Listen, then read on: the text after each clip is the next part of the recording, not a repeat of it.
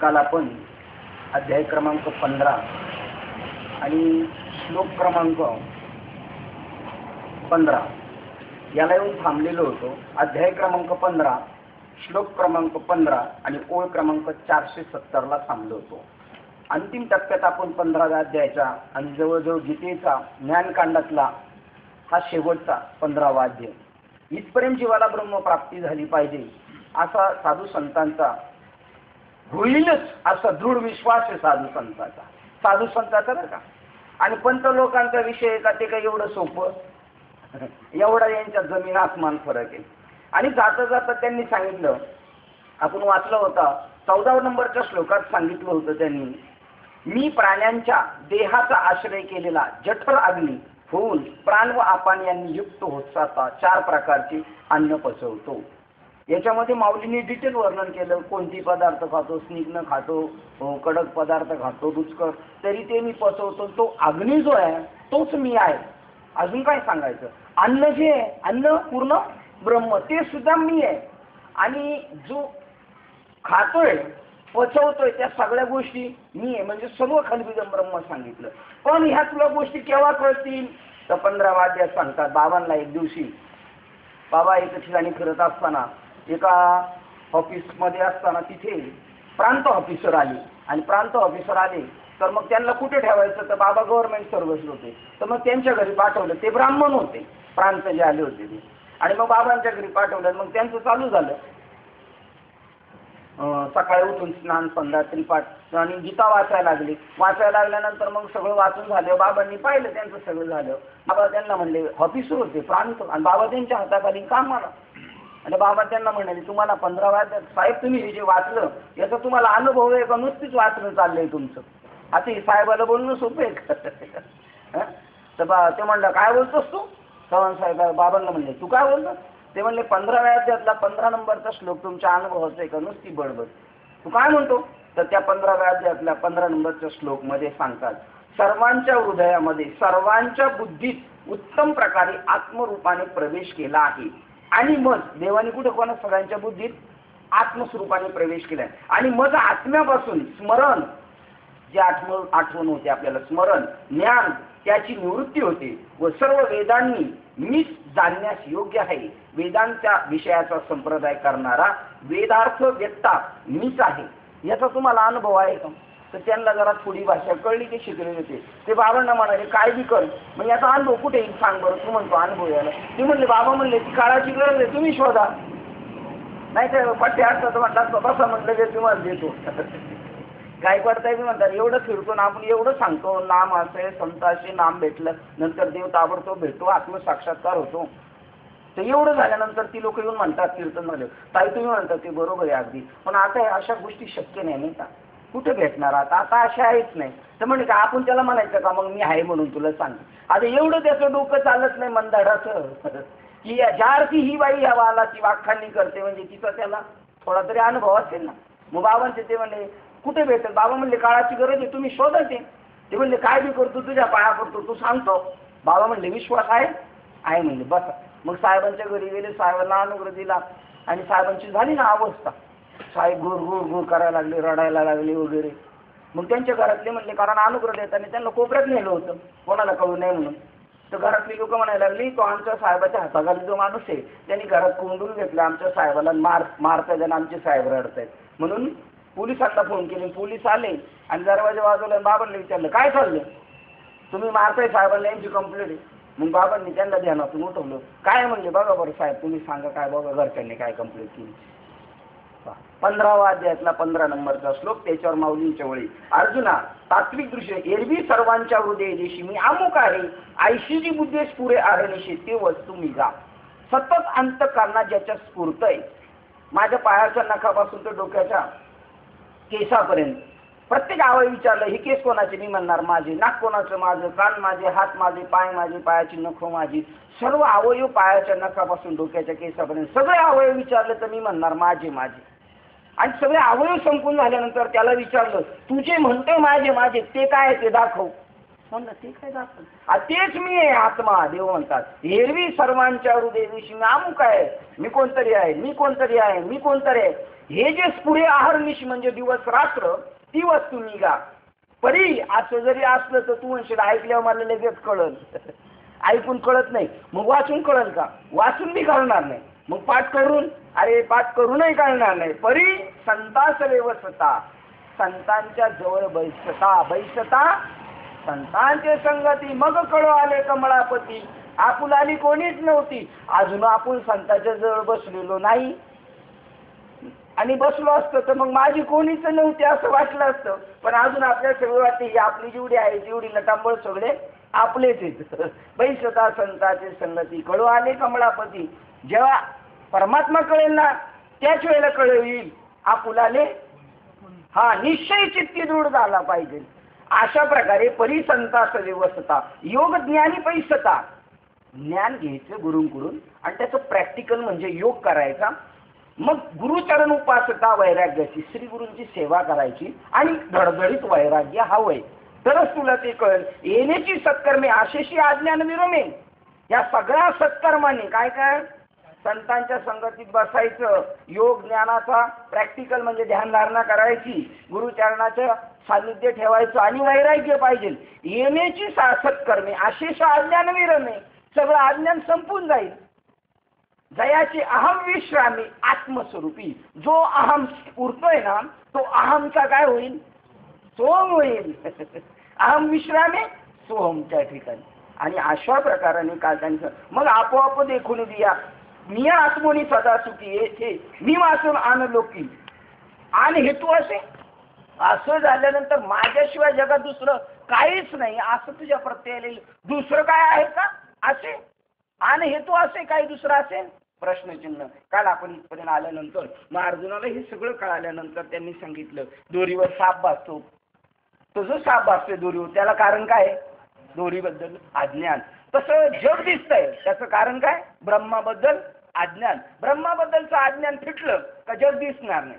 जोपर्यंत अज्ञान आहे तोपर्यंत जग आणि ज्ञान झाल्यानंतर विश्व ब्रह्मस्वरूप आहे. असं सगळं ऐकल्यानंतर अर्जुनाने देवाला सांगितलं की मला तुझ्या निरुपाधिक उपाधी सांग. तू हे सगळं सांगितलं पण असं आता ठिकाण सांग मला. उपाधी रहित जे तुझं स्वरूप ते मला सांग.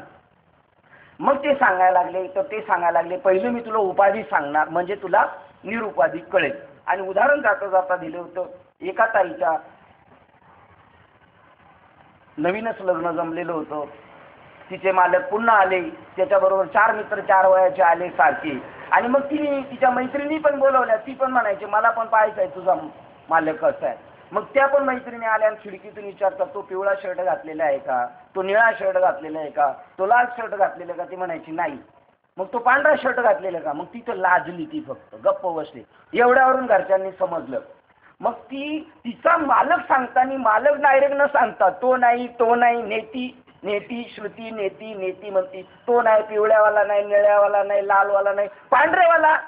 मग गप आहे. तसंच श्रुती नेती नेती म्हणते. अशा प्रकाराने मी तुला आता निरुपाधिक स्वरूप सांगताना पहिलं काय सांगणार? उपाधीचं वर्णन करणारे. पाहू आपण काय म्हणतात त्याच्यावरती. या संसारात क्षर व अक्षरच असे 2 पुरुष आहेत. सर्व भूते हा अक्षर पुरुष आहेत आणि ईश्वराची मायाशक्ती अक्षर पुरुष आहे असे सांगितले जाते. मग श्रीकृष्ण म्हणतात हे सव्यासाची या संसारूपी नगरात खरोखर मोजकी क्षर व अक्षर ही 2 पुरुषाची वस्ती आहे. ज्याप्रमाणे सर्व आकाशात फक्त दिवस व रात्र हे 2च नांदतात त्याप्रमाणे या संसारूपी राजधानी हे 2घे पुरुष राहतात. आणखी एक तिसरा पुरुष आहे. तो या दोघांचे नाव देखील सहन करीत नाही कारण तो उपाधिरहित आहे. तो दोघांचे नाव सुद्धा सहन करीत नाही कारण त्याचा व त्याच्या ज्ञानाचा उदय झाला असता तो नगरासह त्या दोन्ही पुरुषाचा नाश करतो. स्वरूपाचं ज्ञान झाल्यानंतर काही ज्ञान शिल्लक राहणार नाही ना अज्ञान शिल्लक राहणार नाही. परंतु त्या तिसऱ्याची गोष्ट सध्या राहू दे. अगोदर हे जे 2 संसारूपी नगरात वस्ती करण्यात आली आहेत त्या दोघांविषयी तुला ऐकवतो. त्यापैकी एक पुरुष आंधळा वेडा व पंगू असा आहे म्हणजे सर्व शरीर धर्मरहित आहे व दुसरा पुरुष सर्व अवयवांनी परिपूर्ण चांगला आहे. परंतु हे दोघे एकाच गावात राहत असल्यामुळे त्यांची परस्परामध्ये स्नेह पूर्ण संगत जडली आहे. त्यावेळी एकाचे नाव क्षर व दुसऱ्याचे नाव अक्षर. तरी पण या दोघांनीच हे संसारूपी नगर सर्वत्रपरी व्यापून टाकले आहे. आता क्षरपुरुष तो कोण व अक्षर पुरुषाचे लक्षण काय आहे हे सर्व अभिप्राय तुला फोड करून सांगतो. या ठिकाणी शुद्ध परमात्म्याला क्षर अक्षराची उपाधी संबंधाने संज्ञा केली आहे. हे बघा, हे का परत कंसात सांगितलं साखरे महाराजांनी. आपल्याला पुन्हा आपण त्या शब्दांच्या पाठी पळू नये म्हणून त्यांनी सांगितलं क्षर आणि अक्षर पुरुष सांगितलेले आहे. तरी कंसात सांगतात ह्या ठिकाणी शुद्ध परमात्म्यालाच क्षर अक्षराची उपाधी संबंधाने संज्ञा केली आहे. क्षर पुरुष संज्ञा करते वेळेस माया कार्य महत्त्वापासून तृणापर्यंत जो प्रपंच आहे क्षर म्हणजे प्रतिक्षणी नाश पावणारा आहे. ती उपाधी घेऊन शुद्ध परमात्म्याला क्षर पुरुष असे म्हटले आहे. काय वाक्य केवढा मोठा कंस आहे बघा. या ठिकाणी शुद्ध परमात्म्यालाच क्षर अक्षराची उपाधी संबंधाने संज्ञा केली आहे. क्षर पुरुष संज्ञा करते वेळेस माया कार्य तत्वापासून तृणापर्यंत गवतापर्यंत जो प्रपंच तो क्षर म्हणजे प्रतिक्षणी नाश पावणारा आहे. ती उपाधी घेऊनच शुद्ध परमात्म्याला क्षर पुरुष असे म्हटले आहे. आता येथून शुद्ध परमात्म्याच्या उपाधीमुळे क्षर हे नाव आले म्हणून त्या उपाधीचेच ओळीपर्यंत वर्णन केले आहे. हे पक्के लक्षात ठेवले म्हणजे पुढील ग्रंथ समजण्यास कठीण जाणार नाही. जोपर्यंत वर्णना केले आहे तोपर्यंत पक्के लक्षात ठेवले पाहिजे. काय क्षर परमात्म्यालाच म्हटलेला आहे. महत्त्वापासून मायेच्या खाली त्याच्यानंतर तृणापर्यंत जेवढं जगत झालेलं आहे तो परमात्माच आहे, पण त्याला क्षर पुरुष म्हटलेला आहे उपाधी भेदामुळे. तर अर्जुना महत्त्वापासून आता सुरू झालं हे कंसात सांगून झालं. एवढं समजलं म्हणजे समजण्याला ओळीपर्यंत 500 ओळीपर्यंत बघा केवढा मोठा कंस आहे बरं का. कंस केवढा मोठा आहे बघा.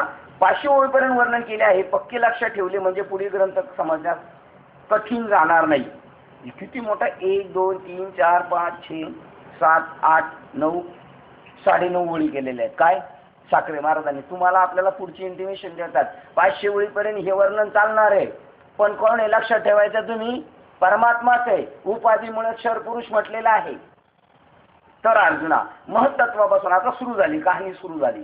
तर महत्त्वापासून तो शेवट गवताच्या काळीपर्यंत सर्व जे काही लहान व मोठे जंगम अथवा स्थावर फार काय सांगावे जे मन व बुद्धी यास विषय होऊन समजणारे जे पंचमहाभूतांनी बनलेले आहे नाव व रूप यामध्ये येणारे आणि जे सत्व रज व तम या 3 गुणांनी टाकसाळीपासून उत्पन्न होते. ज्या सुवर्णरूप म्हणजे एवढं हे चित्र आहे ना, हे चित्राचंच वर्णन चालू झालं. ज्या सुवर्णरूप पंचमहाभूतापासून भूताकृतीचे नाणे तयार केले आहे व ज्या शरीररूपी कवड्याने काळाला जुगार खेळता येतो. विपरीत ज्ञानाने जे काही जाणता येते ते जे प्रतिक्षणी उत्पन्न होऊन नाश पावते. जे क्षणिक आपल्याला ज्ञान होते दृष्टी जेवढं दृष्टीच्या टप्प्यात जे दिसते ते जे ज्ञान आहे आपलं ते कोणतं ज्ञान आहे विपरीत ज्ञान आहे. ते ज्ञान जास्त लोकांना झालेले आणि याच्यावर अधिष्ठान जे परमात्मा आहे ते जे ज्ञान आहे ते यथार्थ ज्ञान आहे. पण त्याच्याबद्दल लोक कशी आहेत आंधळी आहेत. अरे भ्रांतिरूप अरण्यात मायेत कापून त्या अरण्यातील लाकडांनी जे सृष्टीरूपी अवयवकार उभविले जातात फार काय सांगावे ज्याला जग असे म्हणतात. काय अरे भ्रांतिरूप अरण्यात म्हणजे मायेमध्ये भ्रांतीमध्ये फसल्यानंतर त्या अरण्यातील लाकडाने जे सृष्टीरूपे अवयवाकार उभारले जातात फार काय सांगावे ज्याला जग म्हणतात. जे जग आहे ते 7व्या अध्यायात वेगवेगळे 8 प्रकाराच्या प्रकृती रूपाने वर्णन केले आहे व 13व्या अध्यायात ज्याचे 36 प्रकारांनी क्षेत्राचे रूपाने वर्णन केलेले आहे. म्हणजे पूर्णपणे पृथ्वी आप तेज वायू सत्वगुण ते 3 गुण परत पंचमहाभूत पंचविषय असे मिळून 36 तत्वाचं जे शरीर आहे त्यालाच जग म्हटलेले आहे सगळं. या मागील गोष्टी सांगून काय कशा सांगू. अरे आता याच अध्यायात वृक्षाकार रूपक कृतीने कल्पना करून जे काही तुला सांगितले आहे ते सर्व साकार जगत आपल्याला राहण्याचे गाव आहे अशी कल्पना करून त्यात व्याप्त होऊन त्या आकाराने शुद्ध चैतन्य बनले आहे. काय वाक्य आहे. एक पाऊल मागे जातोय. ते सर्व साकार जगत आता जेवढं साकार जगत दिसतंय आपल्याला राहण्याचे गाव आहे अशी कल्पना करून काय करून कल्पना केली कोणी परमात्म्याने आणि त्यामुळे तो त्या कल्पनेपासून कल्पीला केला आणि तेने पडे गोवा नेने हरी परमात्मा त्या शरीरात जाऊन घुसला आणि तिथं मी तेवढाच आहे असं समजला आणि त्यामुळे तो मूळ स्वरूपाला गोवाने नाही, स्वतःला कळत नाही तो त्यात व्याप्त होऊन त्या त्या आकाराने शुद्ध चैतन्यच बनले आहे. जसे सिंह आडात पडलेले प्रतिबिंब आडात पडलेले आपले प्रतिबिंब पाहून हा कोणी दुसराच सिंह आहे असे मानून खवळतो व मग रागाने त्याचा नाश करण्याकरता तो सिंह त्या आडात उडी घालतो. आता हे सिंहने पाहिलं, त्याला कळायला पाहिजे ना प्रतिबिंब आहे, मग उडी नाही ना मारली पाहिजे, है की नाही? तो आहे का ओरिजिनल खरा? म्हणजे एकच आहे, पण त्याच्यामुळे एवढं दुसरा दिसायला लागला. तर आपणच शुद्ध एकच आहे, पण आपल्याला ही 2 2 3 3 3 दिन म्हणजे हा दृष्टांत इथं समर्पक आहे. एका माणसाला रात्रीचं झोपलं 2, एकाची किती दिसायला लागली 2 आणि तो डॉक्टरकडे गेला तर डॉक्टर म्हणतात तुम्ही 3 का आले?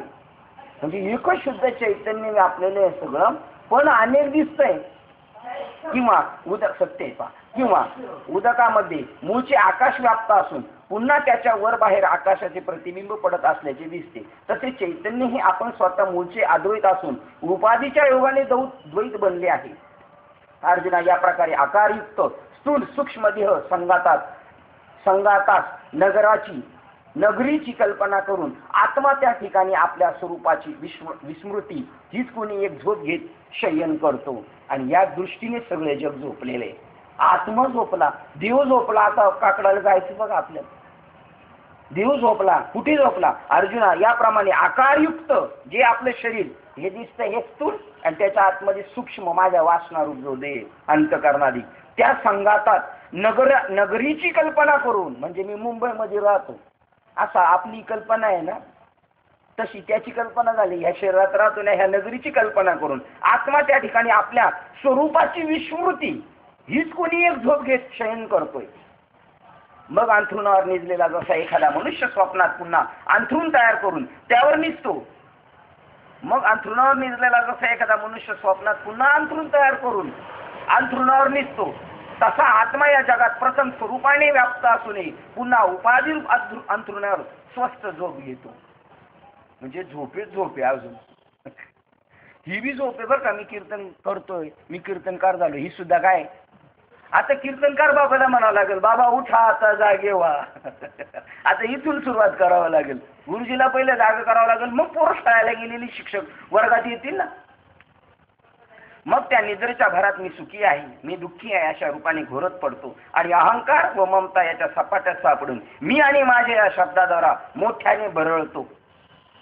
पहा, माझं हँडवेल मध्ये नाव नाही, पहा हा माझा बाप व ही माझी आई. बघा आता केवढं अज्ञान सुरू झालं. कवनाचे माय बाप हे घोरणं चालले, माझी आई माझा बाप. आता बघा शिंदे महाराज काय करायचं आता आपण, आई बाप काय कुठे नेऊन टाकायचे का काय? मग काय म्हणतात, निद्रेच्या भरात मी सुखी आहे दुःखी आहे अशा रूपाने घोरत पडतो आणि अहंकार ममता या सपाट्यात सापडून मी आणि माझ्या या शब्दाद्वारे मोठ्याने बरळतो. पहा हा माझा बाप आहे. तो बाप आहे का? कोण आहे? हे तुकोबाराचं उत्तर द्या बरं. तुकाराम महाराजांच्या प्रमाणात उत्तर द्या. हा माझा बाप आहे का? कोण आहे? हा माझा बाप नाही. तुकाराम महाराज म्हणतात हा माझा बाप नाही. तो कोण आहे? नाही, चुकून प्रमाण दुसरीकडे जाईल.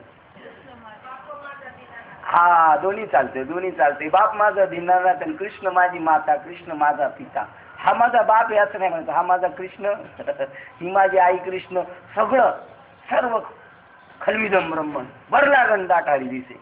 ही माझी आई, मी गोरा, मी काळा, मी अव्यंग असलेला, मी पूर्ण अव्यंग आहे. हा मुलगा, ही संपत्ती, ही स्त्री, ही माझी नव्हे काय? अशा पद्धतीने घोरतोय. तिला म्हटले म्हणजे मलाच बोलला आणि ती बोलली म्हणजे मीच बोललो समजायचं काय रे.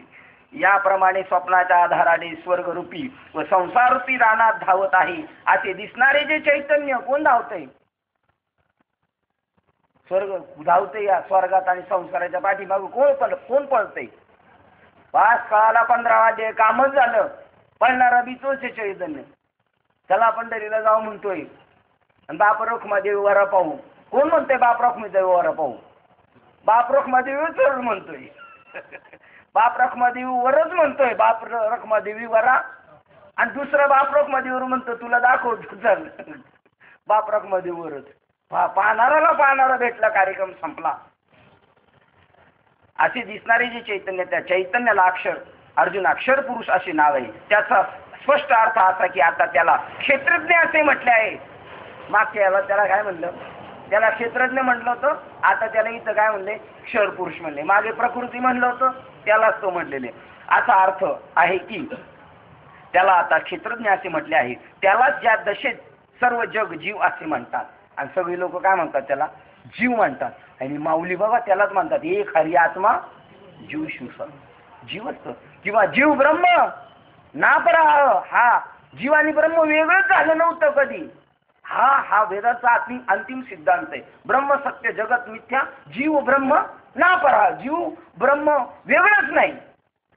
जीव झाला होता ही कल्पना स्वीकारली, नाही तर तो वेगळा झालाच नव्हता. जीव ब्रह्म नापराह जीव असे म्हणतात. आणि जो आत्मस्वरूपाच्या विस्मृतीमुळे सर्व भूताप्रमाणे संचार व्यवहार करतो त्याच जीवात्म्याला क्षर पुरुष असे म्हणतात. कारण तो स्वतः स्वस्वरूपाने परिपूर्ण आहे म्हणून त्याला पुरुषपणा आहे. क्षर म्हटले पण नुसतं क्षर नाही म्हणले, अजून काय म्हणले, क्षर पुरुष. तो स्वतःच पूर्ण आहे. तर तो बाबाला म्हणतोय बाबा मला करा ना पूर्ण, बाबा मला करा ना पूर्ण. मग बाबा म्हणले तुला करतोच पूर्ण. आणि पूर्ण केलं मग तोही लगेच म्हणायला लागला काय पूर्ण काय पूर्ण केला तू, कुठं अपूर्ण होता गदाड्या.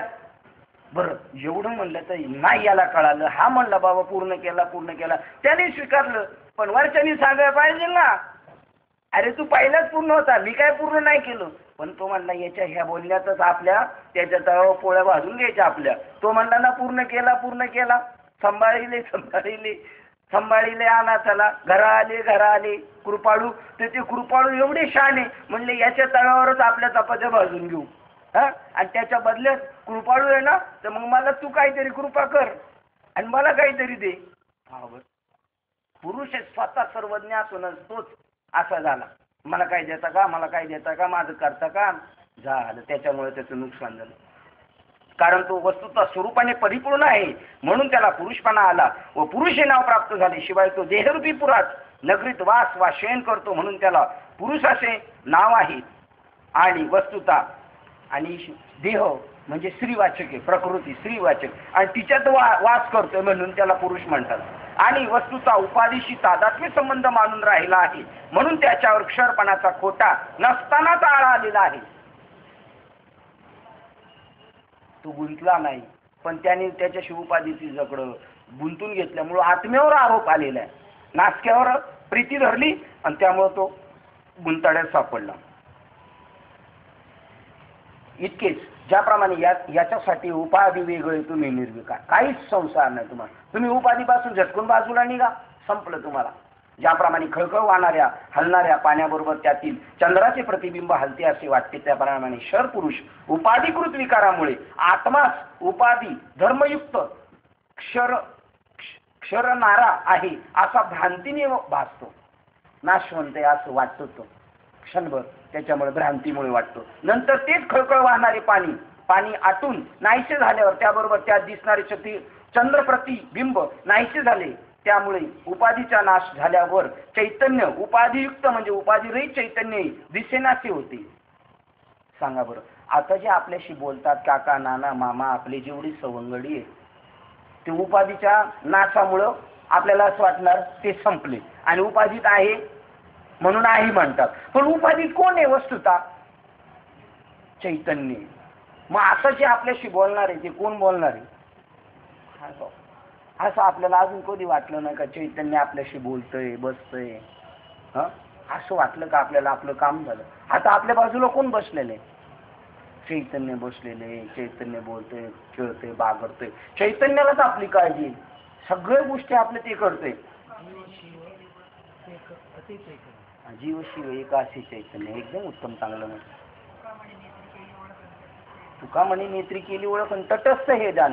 सदर चैतन्य बसलेलं आहे पण ते तटस्थ आहे, ते ओळखूनच नाही देत. मी नांदे बाबा आहे नाही तुम्ही चैतन्य, मी नांदे बाबा आहे, ते तटस्थ बसून ते ओळखूनच देत नाही. पण शेजारचा म्हणतो मी ओळख केली, तुका म्हणे नेत्री. आणि तुमचं तटस्थ ध्यान जरी असलं तरी माझं मात्र ध्यान तुमच्यावर आहे, ते ओळखूनच नाही देत. तटस्थ आमदार जसे आहेत ना ते नेमकं कोणाच्या बाजूने कळत नाही, तशी तटस्थ चैतन्य आहे सगळं. काय वाक्य तुका बरायचं. तुका म्हणे नेत्री केली ओळखन. आणि हे तटस्थ आहे ध्यान. कशावर आहे? विटेवरी. कोणत्या विटेवरी? चौदेहाची करुण्या वीट उभा असते नीट विटेवरी. स्थूल सूक्ष्म कारण महाकारण या देहात परमात्मा विटेवर आहे, पण तो तटस्थ आहे, तो काहीच दाखवत नाही. याप्रमाणे अहो त्याच्या समोर हे बडवे पाया पडलेले लगेच 100 रुपये 50 रुपये लगेच घेऊन टाकतात. तोच हार परत त्याच्या गळ्यात टाकतील, लगेच 50 रुपये देतील. दुसरा हार घेतील, परत त्याच्या गळ्यात टाकतील. तरी सुद्धा तो कसा आहे? तटस्थ. तो काहीच करीत नाही. यांना काय डिस्को डान्स करायचा करू दे. आता त्या बडव्यांचं जाऊ द्या, आता आपलं बघा. ते तटस्थ आहे, ते काहीच करीत नाही. ते जेव्हा करायला लागेल ना, मग मात्र मग सामान्य नाही गोष्ट होणार. याप्रमाणे स्वप्नाच्या आधाराने स्वर्गरूपी पुढे मागे गेलो. याप्रमाणे उपाधीच्या योगाने चैतन्य क्षणिकत्व प्राप्त होते. आणि असा उपाधी दिसणारे चतुर्बिंब, त्याप्रमाणे उपाधीचा नाश झाल्यावर अक्षर चैतन्य उपाधियुक्त म्हणजे उपाधिरित चैतन्य दिसेनासे होते. आज जरी आपलं कोण गेलं म्हणून बाबा म्हणायचे तुमचे नाना गेले. पण नाना गेले ते गेले ते नाना होते का आता पडलेले शरीर नाना आहे? आपले गेले काका नाना गेले ते गेले ते नाना होते का होते ते? पडले ते. आता जे पडलेले म्हणजे मृत्यू झालेला आहे त्या नानाचा, मड पडलेले ते हे नाना आहेत का गेलेले नाना? गेलेले नाना हे तुमचे नाना नाही. मग हे कोणाचे नाना? बन्ने बाबा म्हणतात कीर्तनकाराचे नाना आहेत. हे कोणाचे नाना आहेत? हो 101% हे आपले नाना नाही म्हणून त्यांचा लगेच बंदोबस्त, लगेच बाहेर काढा. मोडलिंगचं कीर्तन, माणिकडोचं कीर्तन आठवा.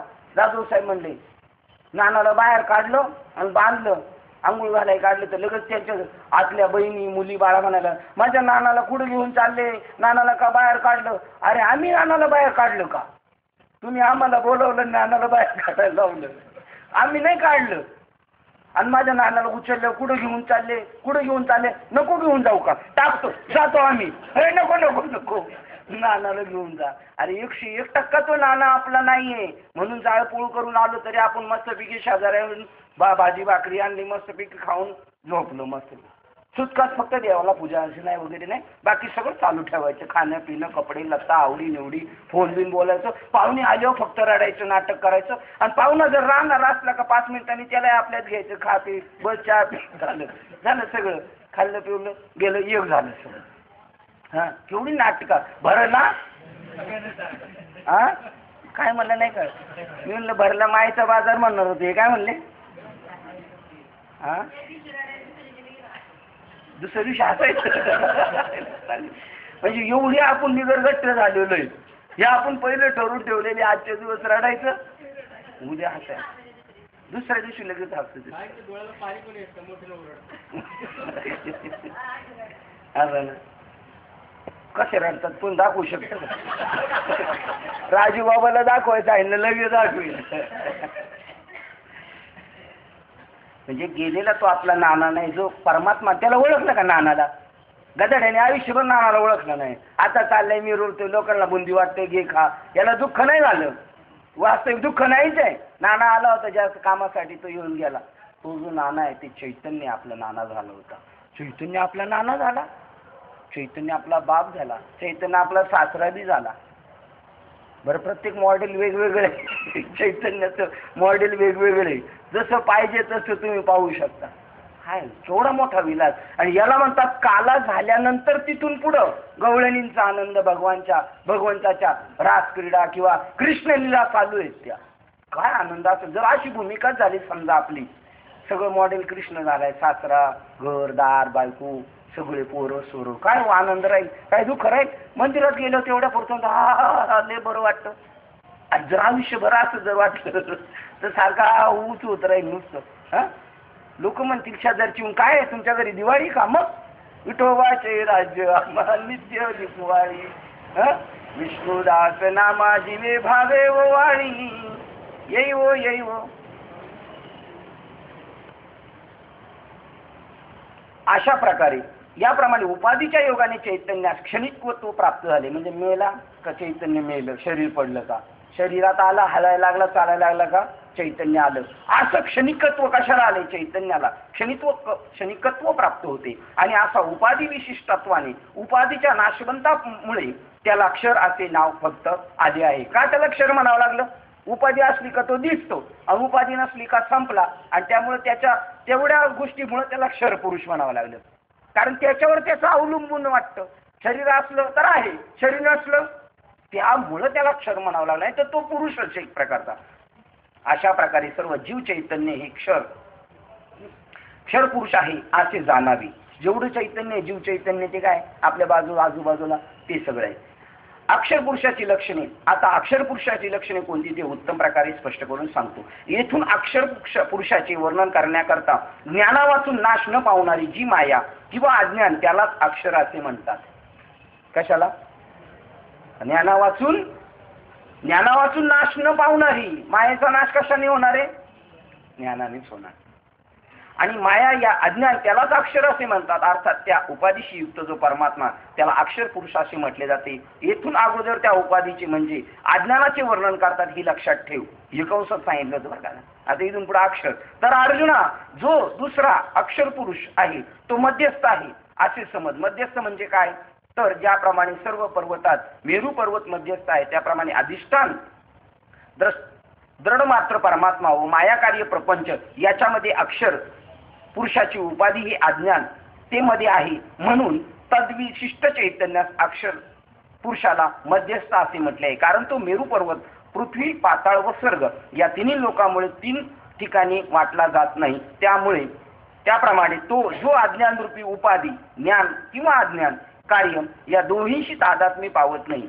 या स्थितीत जीवाला यथार्थ ज्ञानाने ब्रह्माशी ऐक्य होत नाही. या स्थितीत जीवाला यथार्थ ज्ञानाने ब्रह्माशी ऐक्य होत नाही किंवा विपरीत ज्ञानाने द्वैत व्यवहारही होत नाही. या 2 स्थितीमधील जी केवळ निद्रा सम अज्ञान स्थिती तेच अक्षर उपाधियुक्त पुरुषाचे स्वरूप होय. म्हणजे स्थूल सूक्ष्म आणि दुसरं काय? कारण म्हणजे अज्ञान पूर्ण. त्याला काहीच खबर नाही. जसे माती भिजून तिचा गोळा केला म्हणजे मग तिचे भांडे घडवण्याच्या पूर्वीचा तिचा धूळपणा तर पूर्णतः गेलेला असतो व तिला मडक्याचाही आकार प्राप्त झालेला नसतो. त्या मध्य स्थितीतल्या चिखलाच्या गोळ्याप्रमाणे या अक्षर पुरुषाची मधली स्थिती आहे. म्हणजे मातीचा सुकापणा गेला, ओलपणा आला, चिखल झालाय, पण मडक्याचा आकार बी नाही आणि सुटसुटीत माती पण नाही. तसा तो अज्ञान अक्षर पुरुष. समुद्र आटल्यावर मग त्यात लाटाही नसतात किंवा पाणीही नसते त्याप्रमाणे ती आकाररहित स्थिती आहे. पार्था जागृत अवस्था ही तर पार नाहीशी होते आणि मग निद्रा अवस्था ही अजून आलेलीच नसती. अशी जी गाढ निद्रा अवस्था त्याप्रमाणे अक्षर पुरुषाच्या त्या अज्ञान उपाधीचे स्वरूप आहे. तसेच अखिल जगाचा भास नाहीसा होतो व यथार्थ आत्मबोधही अभिव्यक्त होत नाही. दोहीमधील जी केवळ अज्ञान दशा तिलाच अक्षर असे नाव आहे. अमावस्येच्या दिवशी सर्व कलांनी रहित असते. चंद्राचे मूळ स्वरूप जसे असते त्याप्रमाणे शुद्ध यथार्थ ज्ञान व विपरीत ज्ञान या विरहित केवळ अज्ञान असे अक्षर उपाधीचे स्वरूप आहे असे समज. अरे असे पहा, सर्व अक्षर उपाधीचा नाश झाल्यावर ज्या अज्ञानात जीवदशा जीवत्व लीन रूपाने राहते, ज्याप्रमाणे परिपक्व फळ झाल्यावर झाड जसे त्या बीजात सूक्ष्म रूपाने राहत असते त्याप्रमाणे क्षर पुरुषाची कार्यात्मक उपाधी उपहित म्हणजे त्या उपाधीचा स्वीकार करणारा क्षर पुरुष येथे सूक्ष्म संस्कार रूपाने लीन होऊन राहतो. त्या स्थानाला अव्यक्त असे म्हणतात. पूर्ण दृढ अज्ञानरूपी जी निद्रा अवस्था असते तिलाच बीजभाव कारण अध्यास असे म्हणतात व त्याहून भिन्न इतर स्वप्न अवस्थेत व जागृत अवस्थेत मात्र त्याचा फळभाव म्हणजे कार्यादास असे म्हणतात. वेदांत शास्त्रात ज्या कार्याध्यासरूपी अव्यक्त स्थितीलाच बीजभाव असे म्हणतात ती स्थिती म्हणजे अक्षर पुरुषाचे राहण्याचे स्थान होय. म्हणजे क्षर अक्षर शरीर संपल्यानंतर जी सूक्ष्म वासना जी राहते अज्ञान रूपी आणखी जेथून ज्या अव्यक्तापासून विपरीत ज्ञान हे उत्पन्न होऊन जागृती व स्वप्न या अवस्थांच्या रूपाने थाकते आणि ते ज्ञान अनेक बुद्धी तरंगरूपी प्राणात प्रवेश करीत असते. अर्जुना जीवत्व हे जेथून उत्पन्न होते तसेच अनंत विश्वे जेथून उत्पन्न होतात आणि त्या जीवत्वाची व विश्वाची प्रलय काळी जेथे लय होऊन साम्य अवस्था होते त्या उपाधीने युक्त म्हणजे अज्ञान उपाधी अज्ञानोपहित असणाऱ्या चैतन्याला अक्षर पुरुष म्हणतात. दुसरा अक्षर पुरुष आहे तो जगामध्ये जागृत स्वप्नावस्थे रूपाने खेळतो व त्या जागृत स्वप्न या दोन अवस्थात जो अक्षर पुरुष प्रसवला आहे. किंवा जी अवस्था पूर्ण अज्ञानाने भरलेली आहे ती अज्ञानघन सुषुप्त अवस्था अशा नावाने प्रसिद्ध आहे व जिला ब्रह्मस्थिती म्हणण्याला पुढील एकच उणेपणा आहे. वीर अर्जुना, खरोखर या निद्रा अवस्थेपासून हा अक्षर पुरुष व जीव पुन्हा स्वप्न किंवा जागृती अवस्थेत येतात ना, तर त्या सुषुप्तीलाच आम्हाला ब्रह्मभाव ब्रह्मस्थिती अशीच म्हणता आली असते. म्हणजे तो गाढ अज्ञान म्हणजे वेडा माणूस, एक वेडा माणूस त्याला कशाचीच जाणीव नाही आणि एक विधेयी स्थितीतला मात नाही त्याला बी कशाची जाणीव नाही. तसा याचा प्रकार आहे. विधेयी स्थितीतल्या माणसाला या जगाची भान नाही आणि वेडाला जगाचं भान नाही. वेडाला जर ज्ञानाने जर ही स्थिती प्राप्त झाली असती तर त्याला महात्मा ब्रह्मभाव म्हणता आला असता. आता मात्र त्याला म्हणता नाही, त्याला वेडाच म्हणायचं. म्हणजे हा अक्षर पुरुष केवळ गाढ अज्ञान, त्याला सुख दुःख या गोष्टीचं कशाचं आहे. आणि क्षर पुरुषाला परत शरीराला का मी सुखी आहे मी दुःखी असा भाव होतो, पण याला कशाचाच भाव नाही. म्हणजे निखळ वेडा मनुष्य. हा हा काय गेली त्याची जाण. हा याची ही जशी याची गेलेली पण याची ज्ञानाने नाही गेलेली, अज्ञानाने गेलेली. म्हणजे एक वेडा मनुष्य आणि एक महात्मा याची जर तशी ज्ञानाने झाली असती स्थिती तर तो ब्रह्मभावात म्हटला असता. या ब्रह्मस्थितीच असे म्हणता आली असते. पण या घन अज्ञान निद्रारूपी आकाशात प्रकृती पुरुष रूपी ढग आली आहेत. मग क्षेत्र आणि क्षेत्रज्ञ असे जिच्या स्वप्नातील पदार्थ दिसतात. पण या घन अज्ञान रूपी आकाशात प्रकृती पुरुष रूपी ढग आले आहेत व क्षेत्र आणि क्षेत्रज्ञ असे जिच्या स्वप्नातील पदार्थ दिसतात म्हणून तिला ब्रह्मभाव म्हणता येत नाही. हे असो, खालच्या बाजूला विस्तार पावणाऱ्या संसारती वृक्षाचे जे मूळ म्हणजे अज्ञान होय व त्याच उपाधीने युक्त ते या अक्षर पुरुषाचे स्वरूप आहे. इथून खाली यांना काही खबर नाही, यांना काहीच जाणीव नाही. म्हणजे कुत्र्याला हाड म्हणलं तरी ते परत लोंढा व्हायला येते आणि माणसाला म्हणलं तरी त्याला अज्ञान आहे, त्याला काहीच खबर नाही कळत. यांना काहीच नाही. जोड लोष्ट पाषाण तरू काही यांना घेणं देणं नाही. का खांडावया घाव घाली का लावणी केली जायनी. म्हणजे तो महात्मा आहे का. ही महात्म्याचं लक्षण सांगण्यासाठी. पण महात्म्याला त्याची जाणीव नाही आणि यालाही जाणीव नाही म्हणून का हा ब्रह्मभावानी आहे का नाही. याच्याकडे गाढ अज्ञान स्थितीत आहे. याला हे वाटत बी नाही मी मारणार आहे. पतंगाला दिव्यावर झेप घेताना असं वाटतच नाही मी मारणार आहे म्हणून. म्हणजे साधूलाही मारण्याची भीती नाही आणि पतंगालाही मारण्याची भीती नाही. म्हणजे पतंगाला अज्ञानाने मारण्याची भीती नाही आणि याला ज्ञान होऊन कळाले मी व्यक्तच नाही, मी जन्माला येत नाही, मरण नाही, आत्म्याला शस्त्र कापू शकत नाही, अग्नी जाळू शकत नाही, पाणी विझू शकत नाही. अशी ही खालची स्थिती वाले अक्षर पुरुष. म्हणून ज्या गाढ निद्रेत विकाराची हे असो, खालच्या बाजूला विस्तार पावणाऱ्या संसारूपी वृक्षाचे जे मूळ म्हणजे अज्ञान होय व त्याच उपाधीने युक्त तो अक्षर पुरुषाचे स्वरूप होय. आता याला पुरुष का म्हणायचे तर हा आपल्या रूपाने सदोदित नित्य परिपूर्णच असल्यामुळे किंवा मायारूपी नगरीत शयन करतो म्हणून त्याला पुरुष म्हणतात. आणि ज्या गाढ निद्रेत विकाराची येरघारूपी जो विपरीत ज्ञानाचा प्रकार तो भासत नसतो याच उपाधीने युक्त जे चैतन्य ते या अक्षर पुरुषाचे रूप आहे. याच्याकडे विकारच नाही. का नाही विकार. कारण ज्या गाढ निद्रेत विकाराची येरघारूपी जो विपरीत ज्ञानाचा प्रकार तो भासत नसतो. आता याला काही विकारच नाही. आणि मागच्या याच्यात अध्याय 14व्या अध्याय सांगितलं ज्ञानी माणूस झोपलाय त्याच्या उशाला उर्वशी बसली का साप बसले याची त्याला अवस्थेची जाणीव नाही. तो निद्रेत आहे व्यवहारातला माणूस. त्याला जशी जाण नाही तशी याला जाण नाही. मग त्याला झोपेच्याला जाण नाही तो कोणता पुरुष आहे म्हणायचे. तो अक्षर पुरुष आहे. अज्ञानामुळे जाण नाही. जर जागा झाला असतो आणि जर पाहिलं इकडे उर्वशीने इकडे साप आहे इकडे घ्यायला पळत आणि इकडे घाबरून पळत सुटल म्हणजे अज्ञान काळात त्याला त्याची जाण नाही. ज्ञानी माणसाला तशी स्थिती असं सांगायचे. म्हणून ती अज्ञानरूपी उपाधी स्वभावताच गळत नाश होत नाही. उपाधीशी स्वभावताच गळत नाश होत नाही आणि त्याचा ज्ञानावाचून दुसऱ्या कशानेही नाश बाद होत नाही. म्हणून वेदांत शास्त्राच्या सिद्धांतात याची हा अक्षर आहे अशी मोठी प्रसिद्ध आहे. याप्रमाणे जे चैतन्य जीव रूपी कार्याचे कारण आहे आणि असा हा व्यवहार होण्यास परमात्म्याशी माया उपाधीचा आध्यात्मिक संबंध असणे हेच त्याचे स्वरूप आहे. म्हणून त्या माया उपाधीचा संबंध असलेल्या चैतन्याला क्षर पुरुष असे म्हणतात. म्हणजे त्याचा परमात्म्याशी संबंध आहेच आहे, जरी जड असला तरी. कारण तेथील तृण आणि पाषाण ते सुद्धा देवस्वरूपी. बघा आता कसा उद्धार होतो माणसाचा. इथल्या दगडांपेक्षा पंढरपूरच्या दगडांना लय महत्व आहे. इथल्या झाडाझुडपांपेक्षा पंढरपूरच्या झाडाझुडपांना लय महत्व आहे. म्हणजे त्यांची आता कसा उत्क्रांतीवाद होतोय, कशी त्यांचं उत्थान होतंय तिथून. इथली झाडं आणि ती झाडं म्हणजे त्यांचं जरा पुण्य उदयाला आलं, ते जरा त्या ह्या युनीतून संपत आले. आता त्या युनीचा शेवटचा पंढरपूर मधले जे झाड पडलं त्यांनी समजायचं का आता परत झाड ह्या युनीत आपला जन्म नाही. आता त्याच्या पुढच्या युनीत जाणार. म्हणजे झाडाच्या पुढची कोणती युनी म्हणजे इकडं जाणार म्हणायचं, तो वाघ सर्प होणार.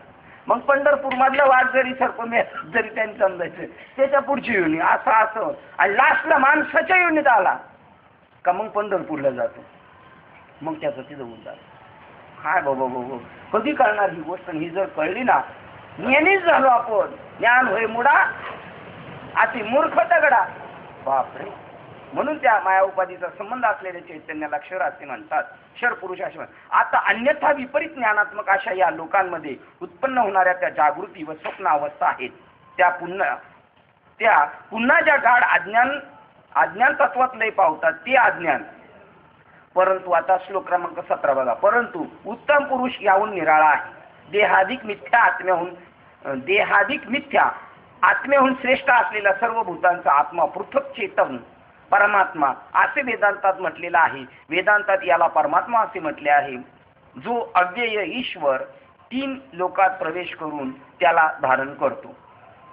आता अन्यथा विपरीत ज्ञानात्मक अशा या लोकांमध्ये उत्पन्न होणाऱ्या ज्या जागृती व स्वप्न अवस्था आहेत, त्या पुन्हा ज्या गाढ अज्ञान तत्वात लय पावतात ते अज्ञान ज्ञानात बुडून नाहीसे झाल्यावर कीर्तिमुखाप्रमाणे निवृत्त अज्ञान नसल्यामुळे अहम ब्रह्मास्मी हे वृत्तीरूप ज्ञानही नाहीसे झाल्यावर ज्याप्रमाणे अग्नी लाकडात जळून मागाहून नाहीसा होतो, त्याप्रमाणे अहम ब्रह्मास्मी रित्या कारक वृत्ती ज्ञानाने अज्ञान नाहीसे केले आणि ब्रह्मस्वरूपाची आत्मतत्वाने प्राप्ती करून देऊन ते आपण नष्ट झाले. मग असे जे जाणतेपणाशिवाय आश्रय विषय केवळ ज्ञान मात्र उरते, तेच अर्जुना उत्तम पुरुष होय. ही जो शेवटचा 3रा म्हणून सांगितला आणि जो मागे सांगितलेल्या क्षर अक्षर पुरुषाहून दोघांहून निराळा तो शुद्ध परमात्मा उत्तम पुरुष होय. प्युअर संताचं लक्षण सांगितलं. संताला ज्ञान सुद्धा झाल्याची अहमपणा नाही. आपल्याला जे मिळालेलं अनुग्रहाचं ज्ञान आहे, आता ज्याला मिळालंच नाही तो त्याला काय समजणार हे सांगा बरं. अहम ब्रह्मास्मिकरित्या ते बी नाहीस झालं, ते नाहीशी झालं. मग नाहीशी होण्यापेक्षा आम्ही घेतच नाही नको ब्रह्मज्ञान. घे आता ओरपाटाने. अरे पहिलं प्राप्त करायचं मग नाहीसे करायचे. अहम ब्रह्मास्मी याच्यासाठी घेतलं का मी देह मी घालवण्यासाठी अज्ञान घालवलं, मग त्याचं काम काय शिल्लक आहे. आणि जर तो राहिला राक्षस तर तो ब्रह्म राक्षस होतो आणि तो सगळ्यांना चावत बसतो. हे ब्रह्म राक्षस आहेत, चावतायत लोकांना. मी कोणतं विशेष आहे हे सामान्य आहे तर मी विशेष आहे. आता ही सूरफाट याच्यात आहे ना, सामान्य म्हणजे श्रेष्ठ संतांच्या भाषेत आणि विशेष म्हणजे कनिष्ठ, तो वेगळेपणा दाखवतो मी यांच्यापासून वेगळा आहे म्हणून. मग बघा आता अहम ब्रह्मास्मी हे वृत्तीरूप ज्ञान नाहीसे झाल्यावर आता आपण मिळवल्यानंतर आता ते घालवायचे. त्याला म्हणतात ज्ञान गिळून गावा गोविंद गा. मग नंतर रामकृष्ण हरी वासुदेव ते म्हणायचे. त्याच्या अगोदर हे पहिलं करून घ्यायचं. हे करूनच नाही घेतलं परत म्हणायला सुरुवात झाली, मग नाही उपयोग. बघा याच्याप्रमाणे 15वा अध्यायाचा इंड ब्रह्मप्राप्ती झाली खऱ्या अर्थाने. मी देह हे संपलं, मी आत्मस्वरूपी हे कळलं, हे बी संपलं पाहिजे जीवाचं. मी आत्मा आहे, मी ब्रह्म आहे. आणि तुला म्हणायची गरज आहे का.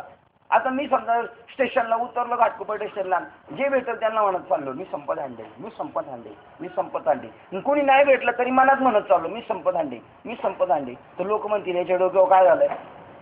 तसं मी ब्रह्म आहे, मी ब्रह्म आहे म्हणून आणि मग ते संपलं ना.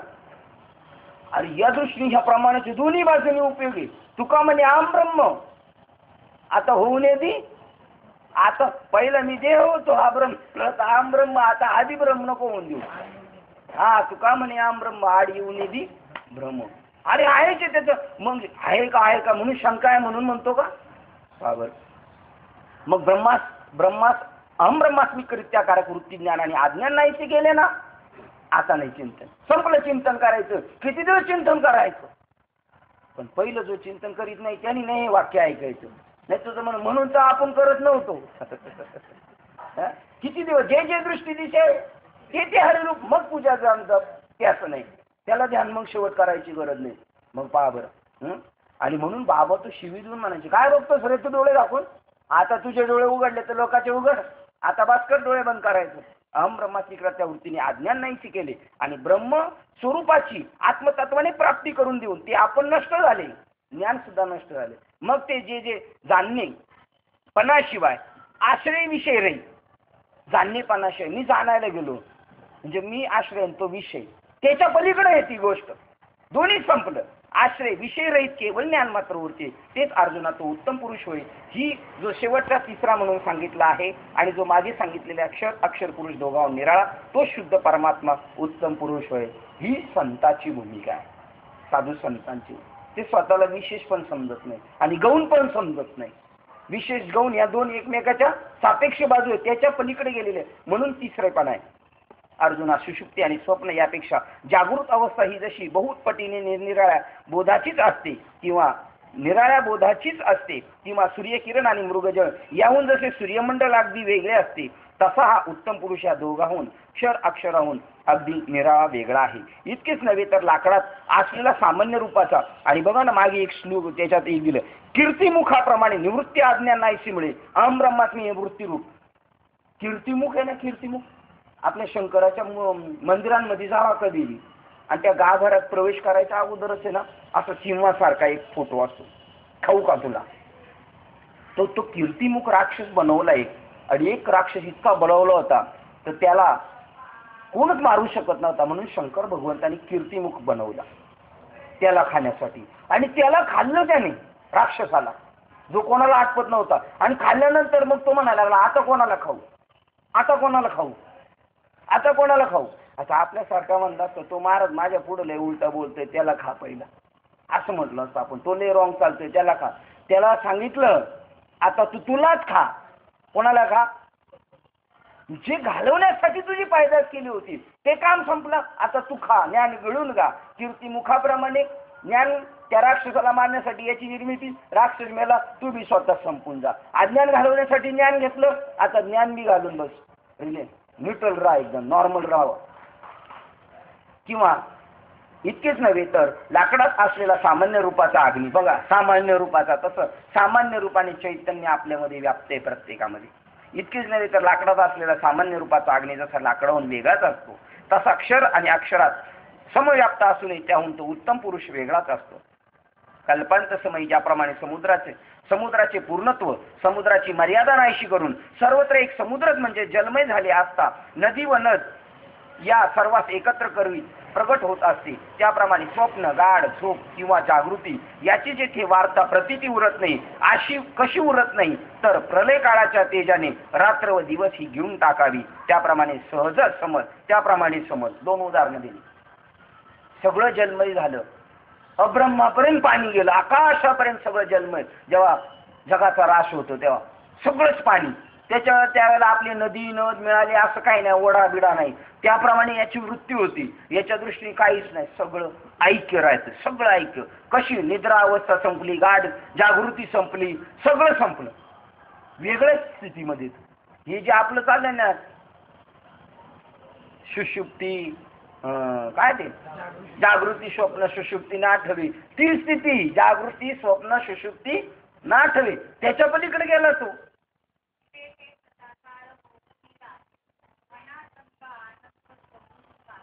विवेकाशी एकरूप होऊन राहा ना, मना आनंद शोधून पहा, त्या एकाशी एकरूप होऊन पहा. प्रलय काळाच्या तेजाने रात्र व दिवस ही घेऊन टाकली, त्याप्रमाणे सगळं तेजमय झालं. पाणी झालं का सगळं का, मग त्याला पाणी आटवायचं असलं का 12 सूर्य तापतात, 12 सूर्य. एवढं सूर्य उगवलं, मग आता रात्रंदिवस कुठं दिसेल? एक सूर्य उगवला आपण म्हणतो दिवस उगवला, सूर्य मावळला का रात्र. 12 उगवले, कारण एवढं आकाशापर्यंत जे पाणी भिडलं त्याचं आता काय करायचं? जाळून सगळं आटून टाकायचं. आता तिथे रात्रंदिवस शिल्लक राहणार आहे. त्या स्थितीत तो असतो जिथे एक पण नाही आणि तत्सापेक्ष दुजे द्वैती राहत, द्वैत भाव राहत नाही, असणे व नसणे हेही सापेक्ष भाव उरत नाही. आणि जेथे अनुभव दिपून घाबरवून जेथे मागुरा पडतो, अनुभवच घाबरा झाला. मला अनुभवाला आला, अनुभव काय आला? आता अनुभव बी संपला आणि सगळं संपलं. अजून काय सांगितलं? भाव अभाव झाला स्वयं पांडुरंग. अजून काय सांगितलं? तोच एकपणा जिथे आहे तर सापेक्ष दुजेपणा राहत नाही. हा, एकपणा सुद्धा नाही तर दुजेपणा नाही. मग एकपणा नाही, दुजेपणा नाही, मग शून्य आहे का? नाही, शून्य सारून शून्य सुद्धा नाही. त्या शून्याला जाणणार एक परत आहेच आहे ना. म्हणून त्रिकूट शिखरी दान मिळत आहे. शून्य सारून मी बाजूला झोपलो. एक नाही, दोन नाही, शून्य नाही, बस एक माझ्याशिवाय दुसरं काय नाही. असे जे काही तत्व आहे ते म्हणजे तो उत्तम पुरुष आहे असे समज, व त्यालाच परमात्मा असे म्हणतात. पण अर्जुना, हे बोलणे उत्तम पुरुषाच्या ठिकाणी पूर्णतः ऐक्यास न मिळता त्यापूर्वी जीवदशा पत्करूनच होईल. वास्तविक त्याचं रूप वर्णन करताच नाहीत. त्याचं वर्णन करायला गेलं, निरखित गेलं तर तोच होऊन जातो. पण आता ते कळण्यासाठी थोडीशी जीवदशा, जसं गुळाची ढेपीची गोडी कायम राहिली पाहिजे आणि ती गोडी नाशली नाही पाहिजे म्हणून त्याच्यात थोडा मीठ टाकतात, तसंही तर थोडी जीवदशा ठेवून निरुपाधिक स्वरूपाचं वर्णन केलं. याप्रमाणे ज्याप्रमाणे नदीच्या काठावर उभे असलेल्या मनुष्याने बुडल्याची वार्ता सांगावी. कोणी? ज्याप्रमाणे नदीच्या काठावर उभे असलेल्या मनुष्याने बुडल्याची वार्ता सांगावी, त्या बुडणाऱ्या बरोबर तो बुडाला तो काय सांगणार? ज्याप्रमाणे नदीच्या काठावर उभे राहून असलेल्या मनुष्याने बुडल्याची वार्ता सांगावी, त्या बुडणाऱ्या बरोबर जो बुडाला तो काय सांगणार? त्याप्रमाणे अर्जुना, विचारूपी काठावर जोपर्यंत वेद उभे आहेत, थोडा एक पॉइंट मी संत शिल्लक राहिलेले, 98.98 संत, 2 फक्त पॉइंटनी राहिले ते रजोगुण आणि तमोगुण. तोपर्यंत ते तुमच्या आमच्यामध्ये वावरतात. पूर्ण सत्वगुण झाला का ते चालले. मग तेवढ्याच काठावर ते बोललेले. जेव्हा काठावर आहे ना तेव्हाच तो सांगतो बुडालो बुडालो बुडालो. पण जो बुडणार आहे तो सांगू शकत? तसं काठावर उभं राहून थोडंसं बोलले. आणि एक क्षण असा होतो त्यावेळेला, आता पुसणे सांगायने नाही, आम्ही जातो आमच्या गावा, आमचा राम राम घेऊ. ही लास्ट स्टेप आहे. एकदम त्याच्या पॉइंटला आला तेव्हा माणूस बोलतो. मोक्षाच्या बॉर्डरवर आला तोपर्यंत अलीकडच्या काठावर अक्षर अक्षर विषयाच्या किंवा पलीकडच्या काठावर उत्तम पुरुषाविषयीच्या गोष्टी बोलण्यास ते समर्थ झाले. वेद काठावर आहेत तोपर्यंत. म्हणून क्षर अक्षर पुरुष हे दोन्ही पलीकडील सोपाधिक आहेत असे पाहून या आत्मस्वरूप उत्तम पुरुषाला परपुरुष असे म्हणतात. अशा प्रकारे अर्जुना, परमात्मा या शब्दाने त्या पुरुषोत्तमाला ओळखावे. या अध्यायाचंच नाव आहे पुरुषोत्तम योग. आणि त्या योगाला प्राप्त व्हायचं, ओळखायचं. ओळखीला हरी धन्य तो संसारी, साठविला पोटी दोन्ही चालते. त्या पुरुषोत्तमाला ओळखावे असे सूचित होत असल्याने तू समज. सहज विचार करून पाहिली तर ज्या ठिकाणी शब्द मावळतो म्हणून न बोलण्याने त्याची स्तुती होते. काही न जाणणे सर्व प्रमाण अविषय आहे ते जाणणे. त्याचं वर्णन करू शकत नाही. त्याला जाणलं असं म्हणू शकत नाही आपण. काही न जाणणेच त्याला जाणणे खरं.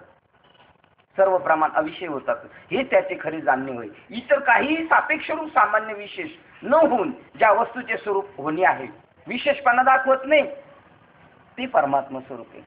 आता ते 100 माणसामध्ये 1000 माणसामध्ये असं कीर्तनकार बाबा कोण येतो कळत. म्हणजे विशेषपणा दाखवतात तर सामान्यपणा दाखवतात. आणि विशेषपणा म्हणजे सामान्य आहे आणि सामान्य म्हणजे विशेष आहे. हे मृत्यूलोकीचे उपराटे. अहो तुम्हाला सांगतो, बाबा होते त्यावेळेला एवढा समाज असायचा तरी कोणी म्हणणार नाही का हे श्रीपाद बाबा आणि हे रामदास बाबा या मठाचे 2 प्रमुख असतील म्हणून. एकदम सामान्य आपले गावचे आजूबाजूचे वागतात ना तसं एक बुक्का लावलेले असे बाबा. कोणी म्हणणारच नाही हे याचे प्रमुख आहेत. आणि आजचं उदाहरण पहा, जर आज आपल्याला आपल्या आश्रमामध्ये कीर्तन पाहायचं असेल एखाद्यांचं तर आपल्याला लगेच कळणार आजचे कीर्तनकार बाबा कोण आहे. जॅकेट पण घालून येतील. जॅकेट तोपर्यंत काढणार नाही जोपर्यंत उपरणं बांधायची वेळ येत नाही तोपर्यंत जॅकेट.